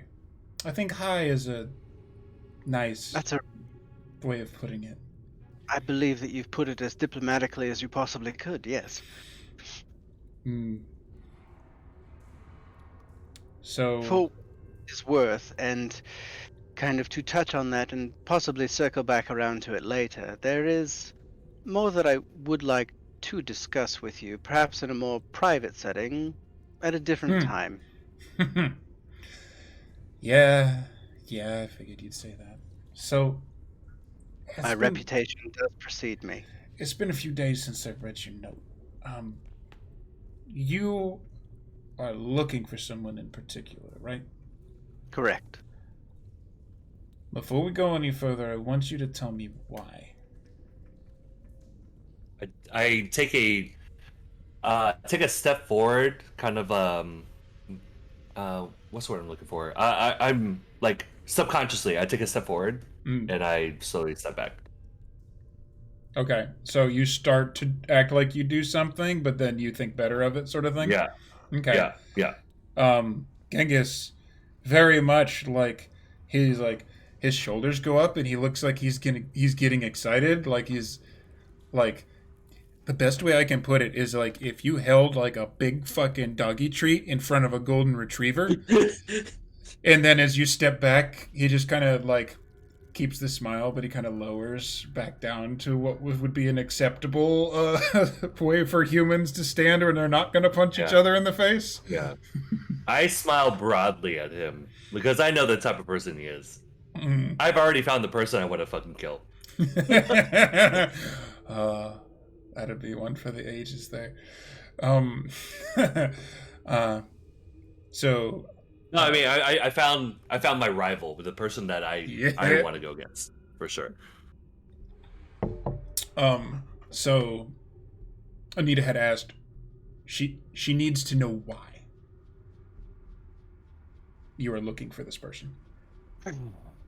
Well,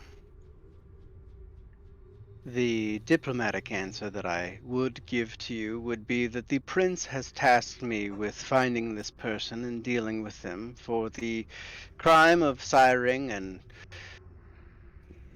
with all of that entails, and leaving them for dead without first acquiring permission and threatening the masquerade in doing so.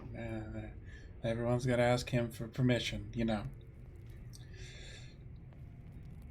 The personal reason that I will tell you is that given recent nights for myself, there is a bit of a disdain for those that would create in such a way. Hmm. No offense to anyone in present company, giving kind of a very slight kind of my eye will kind of turn slightly towards Duncan, but not letting it go all the way. Mm-hmm. And while it may be how many of us are made,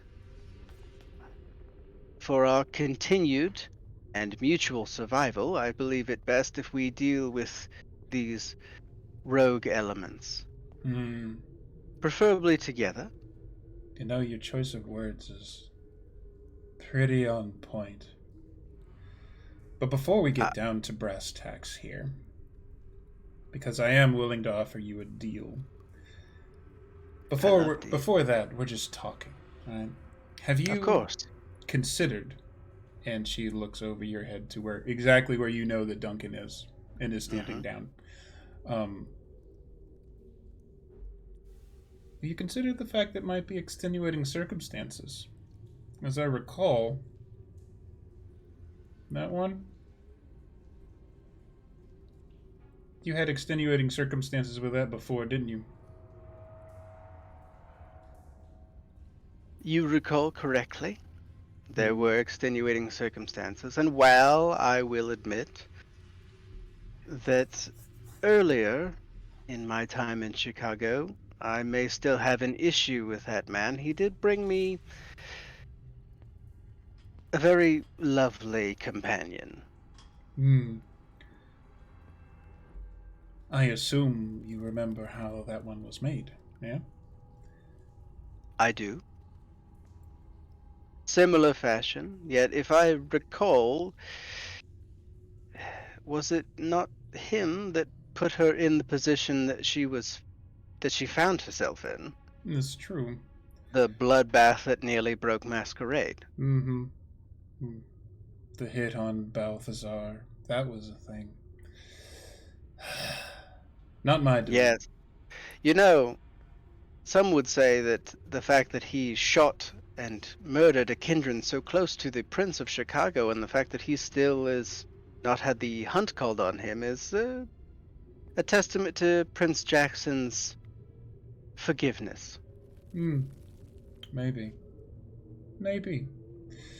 He's certainly going out of his way to not give us much ammunition these nights. Is she here? First question. And second question. Has she checked for any scars she didn't have the night before? Do you know if she just was turned, or was she saved from death? I believe that her memory is a bit fuzzy. She recalls an explosion and some chaos, which would imply that she did not die in said explosion. Perhaps she was injured. I have not personally seen all of her body since her turning. You don't seem And like the type to mind, so you might want to no, try that. Now, you want information. I can provide this information, but it puts me in a bit of Can I roll? Can you roll what? I would like to see if this person, if I feel this person's fucking with us right now. That is absolutely fair. So that would be. I just want to know. I want to know if this person is just dragging along something to get information out of us or set us up for a trap. Because that's what I think is going on right now. That is a fair question. And the dice roll should be, that would be insight and I would say wits. Insight and wits. All right, there you go. That is a bunch of successes. That's nice. Nice. So. Oh, wow. Yeah, wow, holy fuck. That's that literally is the best roll I've had. 1, 2, 3, 4, 5, 6. Yeah. Because I feel 5 like is considered I feel like this person's Olympic drawing level out, feat. Yeah, I feel Right. like this person's drawing out the conversation to put us in a bad position, and I'm very, very wary about it. And To be fair, Maggie also uses lots of words to say simple things. Mm-hmm. But with that form of perception, that isn't just a success there. That's, to put the phrase bluntly, that's some Malkavian shit. You have a better sense of people than a lot of other clans do. And also you have, for the rest of the scene here, you have sense of the unseen. So your whole purpose is kind of turned towards finding out, learning, seeing everything that you can, internal, external, the works. And you've touched the Malkavian Madness Network once or twice, by choice or not, and you feel it prickling a little bit. And you look at Anita Wainwright as hard as you've ever looked at another person. And you see someone who is not only playing it about as straight as possible, but someone who is walking a very, very careful line right now. You really get a sense that in this particular instance, the tiptoeing that you notice that she is doing is not an intention of deceiving, but that she is walking a very thin line right now. And then with that many successes, it just comes to mind, she is an Anarch leader, meeting with known Camarilla in the middle of the night. This could look really bad for her if it goes the wrong way. Okay. So you get this is not deception, it is politicking. Which is something you're disinterested in, but you're sure of it. You know that shitty smell anywhere. That's what you're getting. Yeah. All right. I relax a little, but I still watch our people. Mm-hmm. They, as of yet, right, have not moved. No, you're good. And Anita continues. I'll be blunt. I know the answer to your question, but I can't just give it to you. Even if I would like to. Wouldn't dream of it, dear. That's just poor deal making. Which is why I would like to propose a deal of my own. I actually have one of mine in mind because I have a need. And I feel that Anita something? Mm-hmm. I don't say that. I don't say it. Are you sure? Are you sure? Are you sure? Well, I'm not allowed to say punch, neither are you. I have a need, and I believe that you and yours have the potential to do it. Considering it's technically on your side of the fence. We have a problem. Jackson ain't doing shit about it. And it needs dealt with. We were about to deal with it ourselves when we got your letter. And I thought, you know what? This is an opportunity to reach out a little. Because, from my perspective, if the cam just rolls into our town, asks for a name of one of our people, and we just, give them up, let them be drugged screaming off into the night to Jackson's torture chambers or whatever, how great would we look? How would I look as a baron? So what do you want? I say out loud. Well, what do you want? Maggie will look at Mr. Kessler. Oh, actually, yeah. Quiet. When that happens, Anita actually completely breaks eye contact with Maggie and looks straight at James. And goes, I think I want you to just try and save some mortals. Because I think something bad's happening. We do that, you give us the information we need? That's exactly what I'm proposing. I got a job for you to look into. I hope it's not going to take too long. Specifically what? After you do, I will give you exactly the information. It's the bro moment is happening. Specifically, there is a school that's right on the edge of Cam and Anarch territory. It's that weird middle ground. Technically, Jackson claimed it when he took Praxis. And it's supposed to be his place to patrol, and we're supposed to stay out of there. But we hear things through the grapevines, and shit seems to be happening there. There's disappearances on campus. There's been a couple disappearances on campus, and we're not in full-blown masquerade breach shit yet. But I get the sense that we probably could be, if this keeps going on. You figure out what that is. And I have a little more information for you. And then I'll give you... I'll give you Reese's location. You're saying that you guarantee that this person was the individual that sired the child that we're talking about? I don't know any of that shit. I know who Reese is. He's technically one of mine. Okay. Cards on the table. A lot of Anarchs really, really like to fuck up the cam. It's not a secret. At that point, a big shit-eating grin across Genghis's face. Huge. Fangs are out, the whole works. He's very happy to be there. He seems very much the type.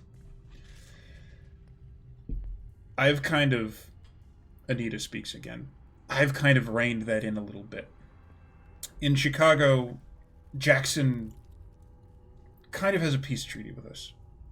It's a very Cold War situation. And my take on how to deal with the Camarilla is Jackson doesn't just come through and try and kill us. Now. At least in the public view. I have questions on that, and I've lost a couple of people, so I'm not completely convinced. But, besides that, we call ourselves the Anarch Center of Chicago. Right? Our tactic so far is to sit back and wait until Jackson keeps fucking up. And then we can step forward as the reasonable solution. We don't need to blow shit up, right? It hasn't won for us before. We just got done with a fucking war back in 93. You around for that, Maggie? I don't remember if you were here or not. No, I believe I was dealing with the fall of London at the time. Well, here we had a lot of shit Sure. going on. So you're willing to burn one of your people to make sure that everything stays in place? Short version, yes. Longer version, not all of us are really keen on the whole peace thing. We got any of jugglers assholes out of Gary, Indiana. Oh, they're firebrands. They love blowing shit up. There's a couple other ones around. Should see what Indianapolis is like. But they have werewolf problems that we don't right now. Anyway, short version, yes. You look into, and she flips open a modern cell phone. Doesn't seem to be terrified of technology. You look into whatever the hell is going around. It's called Olive Harvey College. I take out my phone. I put that in. And if you actually care to look it up, it's a real place. It really Yeah. exists in Chicago. Fun. For reference. If you look into this shit, and you can make whatever is making kids disappear stop, I can give you Reese's location. He is very technically one of mine. They've overstepped more than once. That little sub-faction, if you will. And I'm willing. If you're willing to keep the masquerade intact when Jackson doesn't see fit to send a fucking sheriff or even a hound, then yeah. I'll owe you one, and I'll give you a location.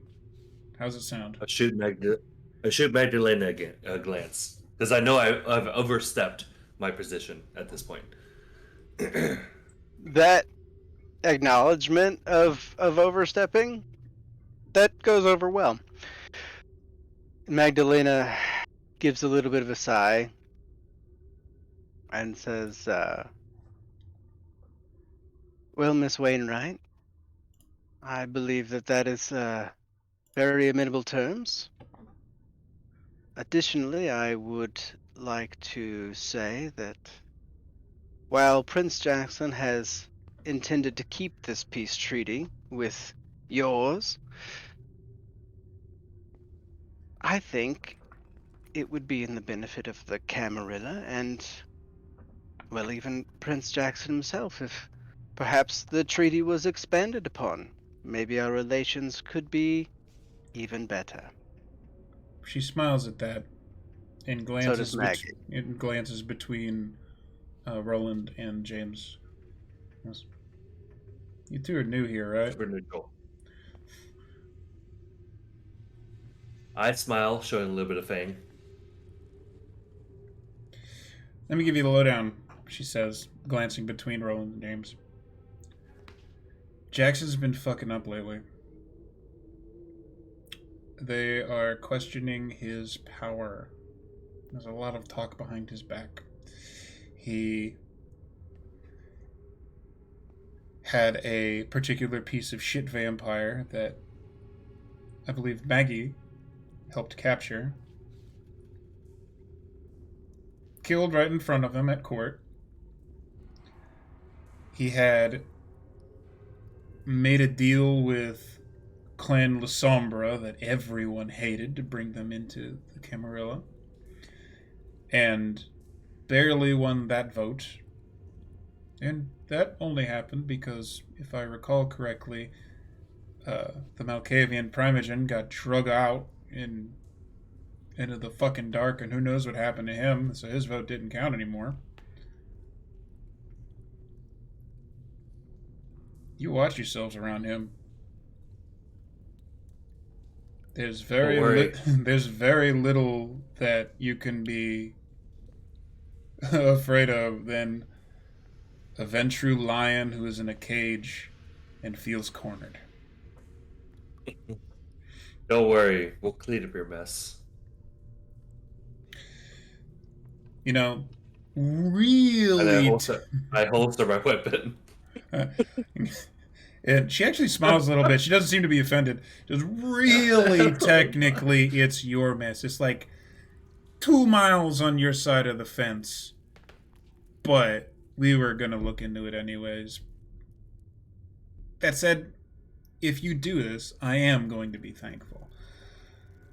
Good. Then after it's done, let's talk. I'm alright with that. You alright with that? And she looks at Maggie.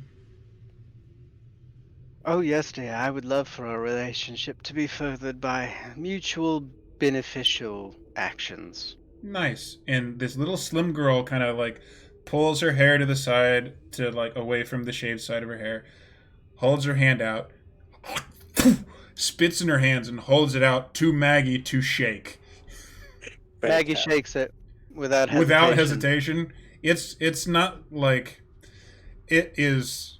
Now these are two slim women, but everyone watching really has the sense of like that scene from Predator with Arnold, the whole like they kind of like hold there for a second. There's a little bit of quiet tension, and Anita releases. All right, I think we're done here. Cool. Be safe going now. I start Googling the school. Okay. I give a big fucking grin to what's his face? Genghis. Yeah, to Genghis. And I mouth, see you soon. So Anita turns to go. The guy in the brown trench coat immediately turns, very disinterested. Didn't like have the weird like eye fucking thing going on with Roland at all. He was just honestly Right, that is the right word. Actually Roland would have noticed that he was basically right behind Anita, and he was very focused on Anita specifically. He was playing bodyguard, and that was his whole thing. He didn't really pay much attention to you at all. Yeah. They walk away, but Genghis takes a second and like completely meets eyes and like raises his eyebrows when he says that, and he just goes and turns away. I can't wait to kill this guy. Cannot wait. Cannot wait. As they walk away, again making Predator references, you see them slip into an obfuscate that James can still see for the rest of the scene. And after they are obfuscated, they don't like do any like nefarious things, like they're trying to circle around you or anything. They just go, and it looks like they're going to exit like a different thing. Just as they begin to fade away, Okay. Maggie will begin to turn and say, You know, if you need ammunition, you've got my number.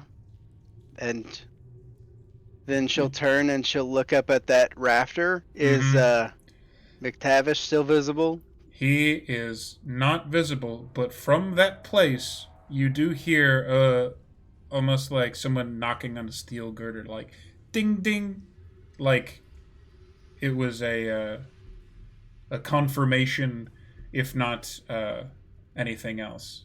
And And Maggie will look up there and just very slowly she'll bring her fingers up to her eyes and she'll point and continue to walk out. All right. So, Just doing research now. just doing research. Doing research. Everything that Seamus Googles on this place is true. By the way, you want to talk about anything, you can. As a note, your cell service is a little spotty in the steel thing, but as soon as you step outside, service is returned. I'm also looking up to see if there are any reports on the missing people or what's going on, Okay. or how long it's been going on, that kind of stuff. The quick Google search does not come up with anything. That looks more like a deep dive sort of thing that you would need to do like later. Sure. But you guys all step out of the steel building to the waiting cars. How has Six and Mercy been this whole time? Tense as fuck, I assume.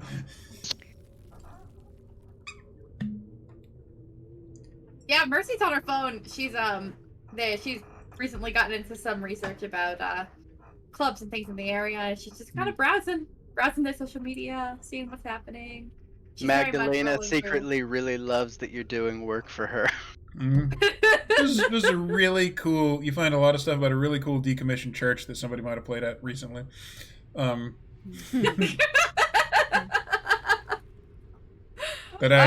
if we ever go there, I really need to find DMCA free music for, because I ain't playing that shit that I used to. It's good music, but I'm not playing it on stream. So, all right, you guys all head out and meet back up. You're in the car. I assume you're gonna drive out of there and talk, which gives me an excuse to change our scene. Yes. Close all these wonderful people. That drags us to Chicago. Chicago. All right, you driving? Yay. How's the conversation go? James and Roland, thank you for your assistance in there. I assume I was a pretty face. Fantastic.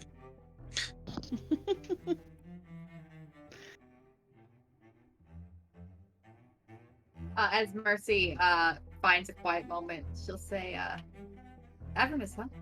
And just kind of glance over at Roland. A gentleman of high esteem invited me to play. How could I say no? It's a wonderful club. I look forward to learning more about it. Perhaps we could talk about that soon. Yeah. Anything you need. Since we're driving right now and we just have the fucking ability, Don't you play poker? I'm not playing polka right now, but shit. I will say I realized I wasn't talking the entire time. you're good. Oh, Tiso. Or were you trying to say something? Please go into what you were saying. I was just saying stuff, and then I realized that I have a raid going on right now. Oh, hi, he says right. Hello. Okay, So I'll be right back. It's all good. As a side note, if you do look up said club, I'm gonna move us briefly, but the outside of it that you see looks like that.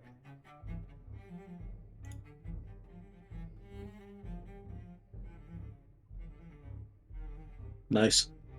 Perfect. It's pretty fun. Anyway, car ride. Very cool. Yep. Yes, all right.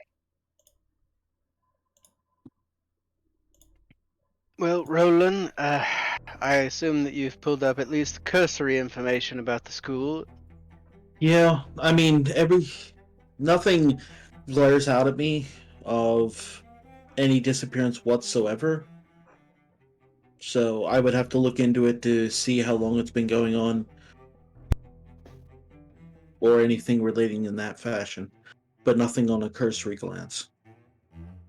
Very well. I prefer a hands-on approach. 6, if you wouldn't mind, and I would provide the address for her.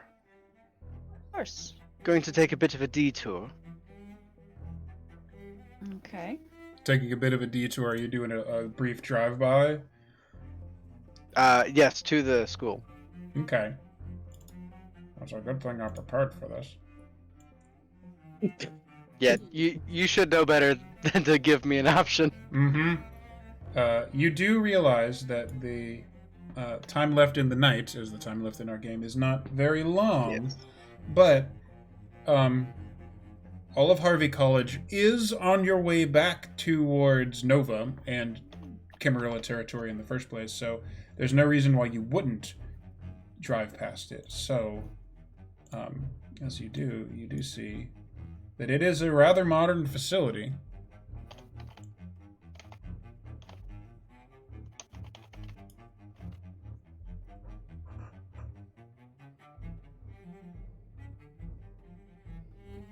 Once we approach, I would Looks have like 6. that.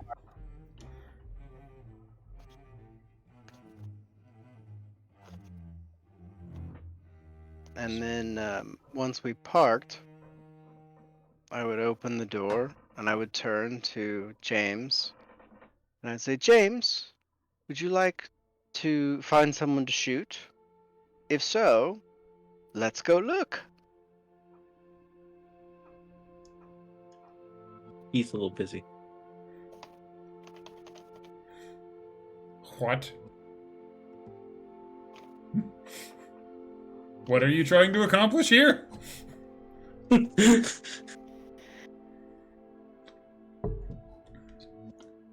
Yep. Trying to find someone. Well, it looks like he missed out Definitely his trying to find- chance because he's dealing with a raid right now. Which is fair. The Malkavians do zone out quite a bit. That's fine. Hmm. But about this time, you would note that there's maybe another hour and change before morning is going to be coming. It's not Okay, I'm back. It's Sorry, not sorry. tugging at your. It's not tugging at the back of your brain yet, but you are outside the college. And Maggie, if you'd like to repeat that. James, would you like to accompany me around the grounds to maybe find someone to shoot? I like how Mags like put that in the exact terms that I would be approachable to. Yeah, sure, let's go. Wonderful. Roland, you're welcome to stay in the car and continue to do research. I believe it has something in it called Wi-Fi or something that should help you. good. 6 and Mercy, if you'd like to accompany us, you're welcome to. Mercy will. Wonderful. I'll pull out my laptop and just go deep dive on news stories. I mean, as of now, the college is pretty barren. There's not a whole lot going on, as it is fuck o'clock in the morning, and it is that perfect period of time where everyone is either actually knocked the fuck out and asleep, or needs to be awake in like an hour. Just as a very quick little glance around the campus, Okay. does there look to be, or would Maggie's kind of knowledge of Chicago and the layout, would there be anything in the area that this campus maybe connects to that could give me some sort of indication as to potentially what could be causing the disappearances? Like, does this back up to a nature preserve or something like that? Not particularly. When you're driving through, you basically see that it's like a college, like a real university, basically, and it has dormitories, and it looks like it has like bars and a little town real nearby to it. All those little things that support a college lifestyle is there. There doesn't seem to be like a a nature preserve or anything very specific attached to it. It looks like a basic college that is currently very unpopulated because the aforementioned fuck o'clock. If Maggie College, is really probably that thinking too. about it, wow, Amazing. as you know, Maggie thinking about it, she doesn't know. She doesn't have any personal ties to this place, does she? Negative. This is barest edge of Camarilla turf. Okay. This is like, you could tell they probably like drew the map lines like a little out just so they get the college in it before. Oh, I'm British, dear. I understand how wonky map lines go.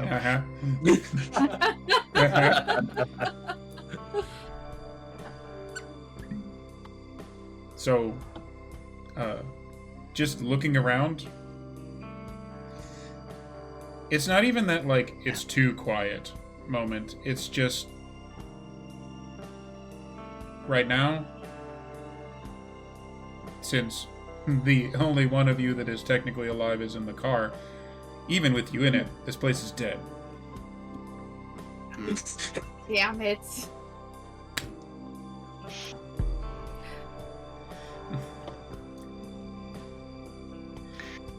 Well, as we're walking, I would also convey a lot of the conversation to Mercy about what happened with regards to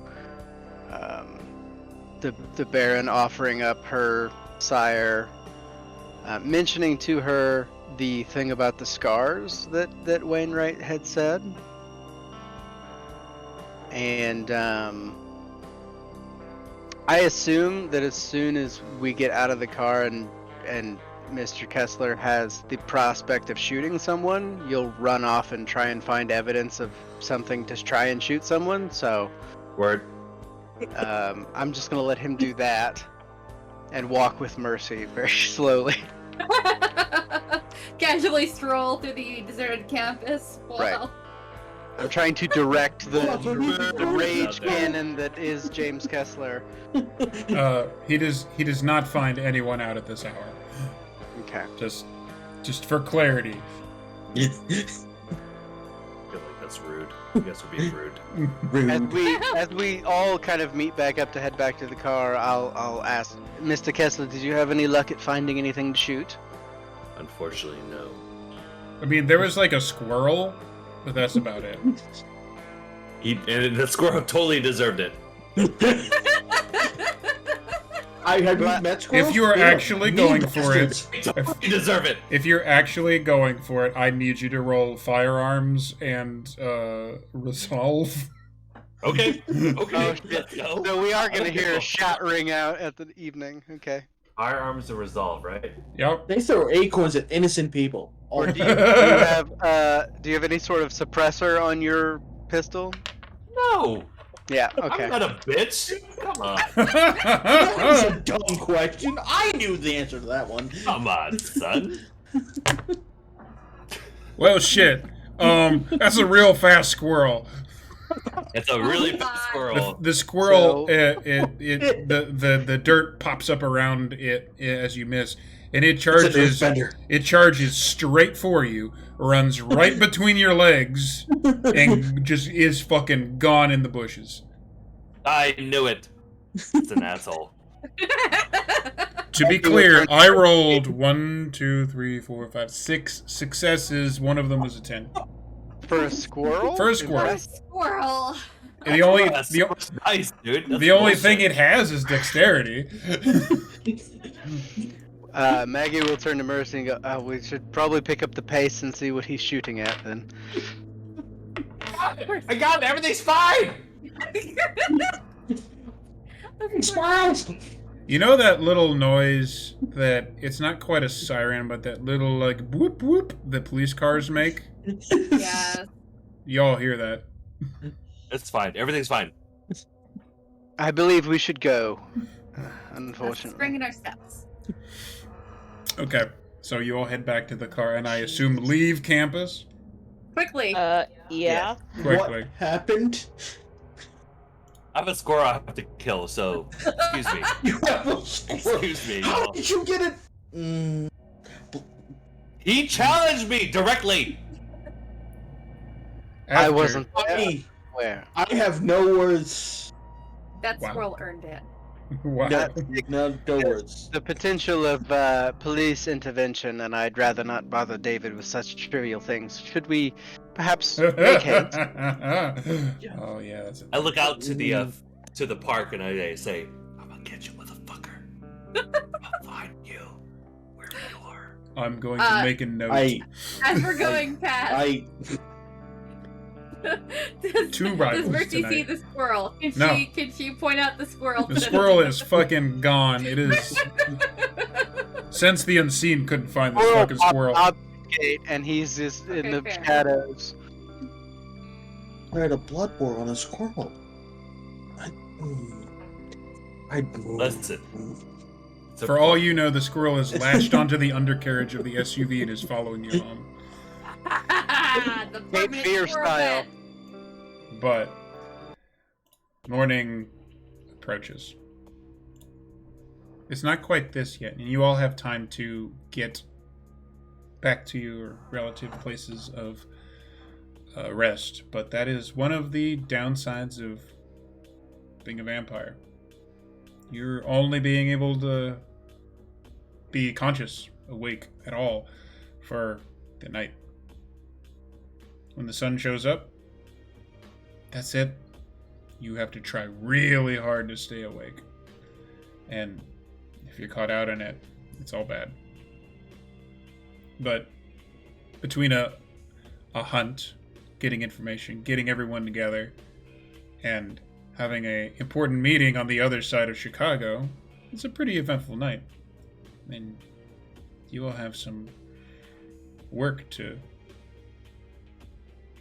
research and look into.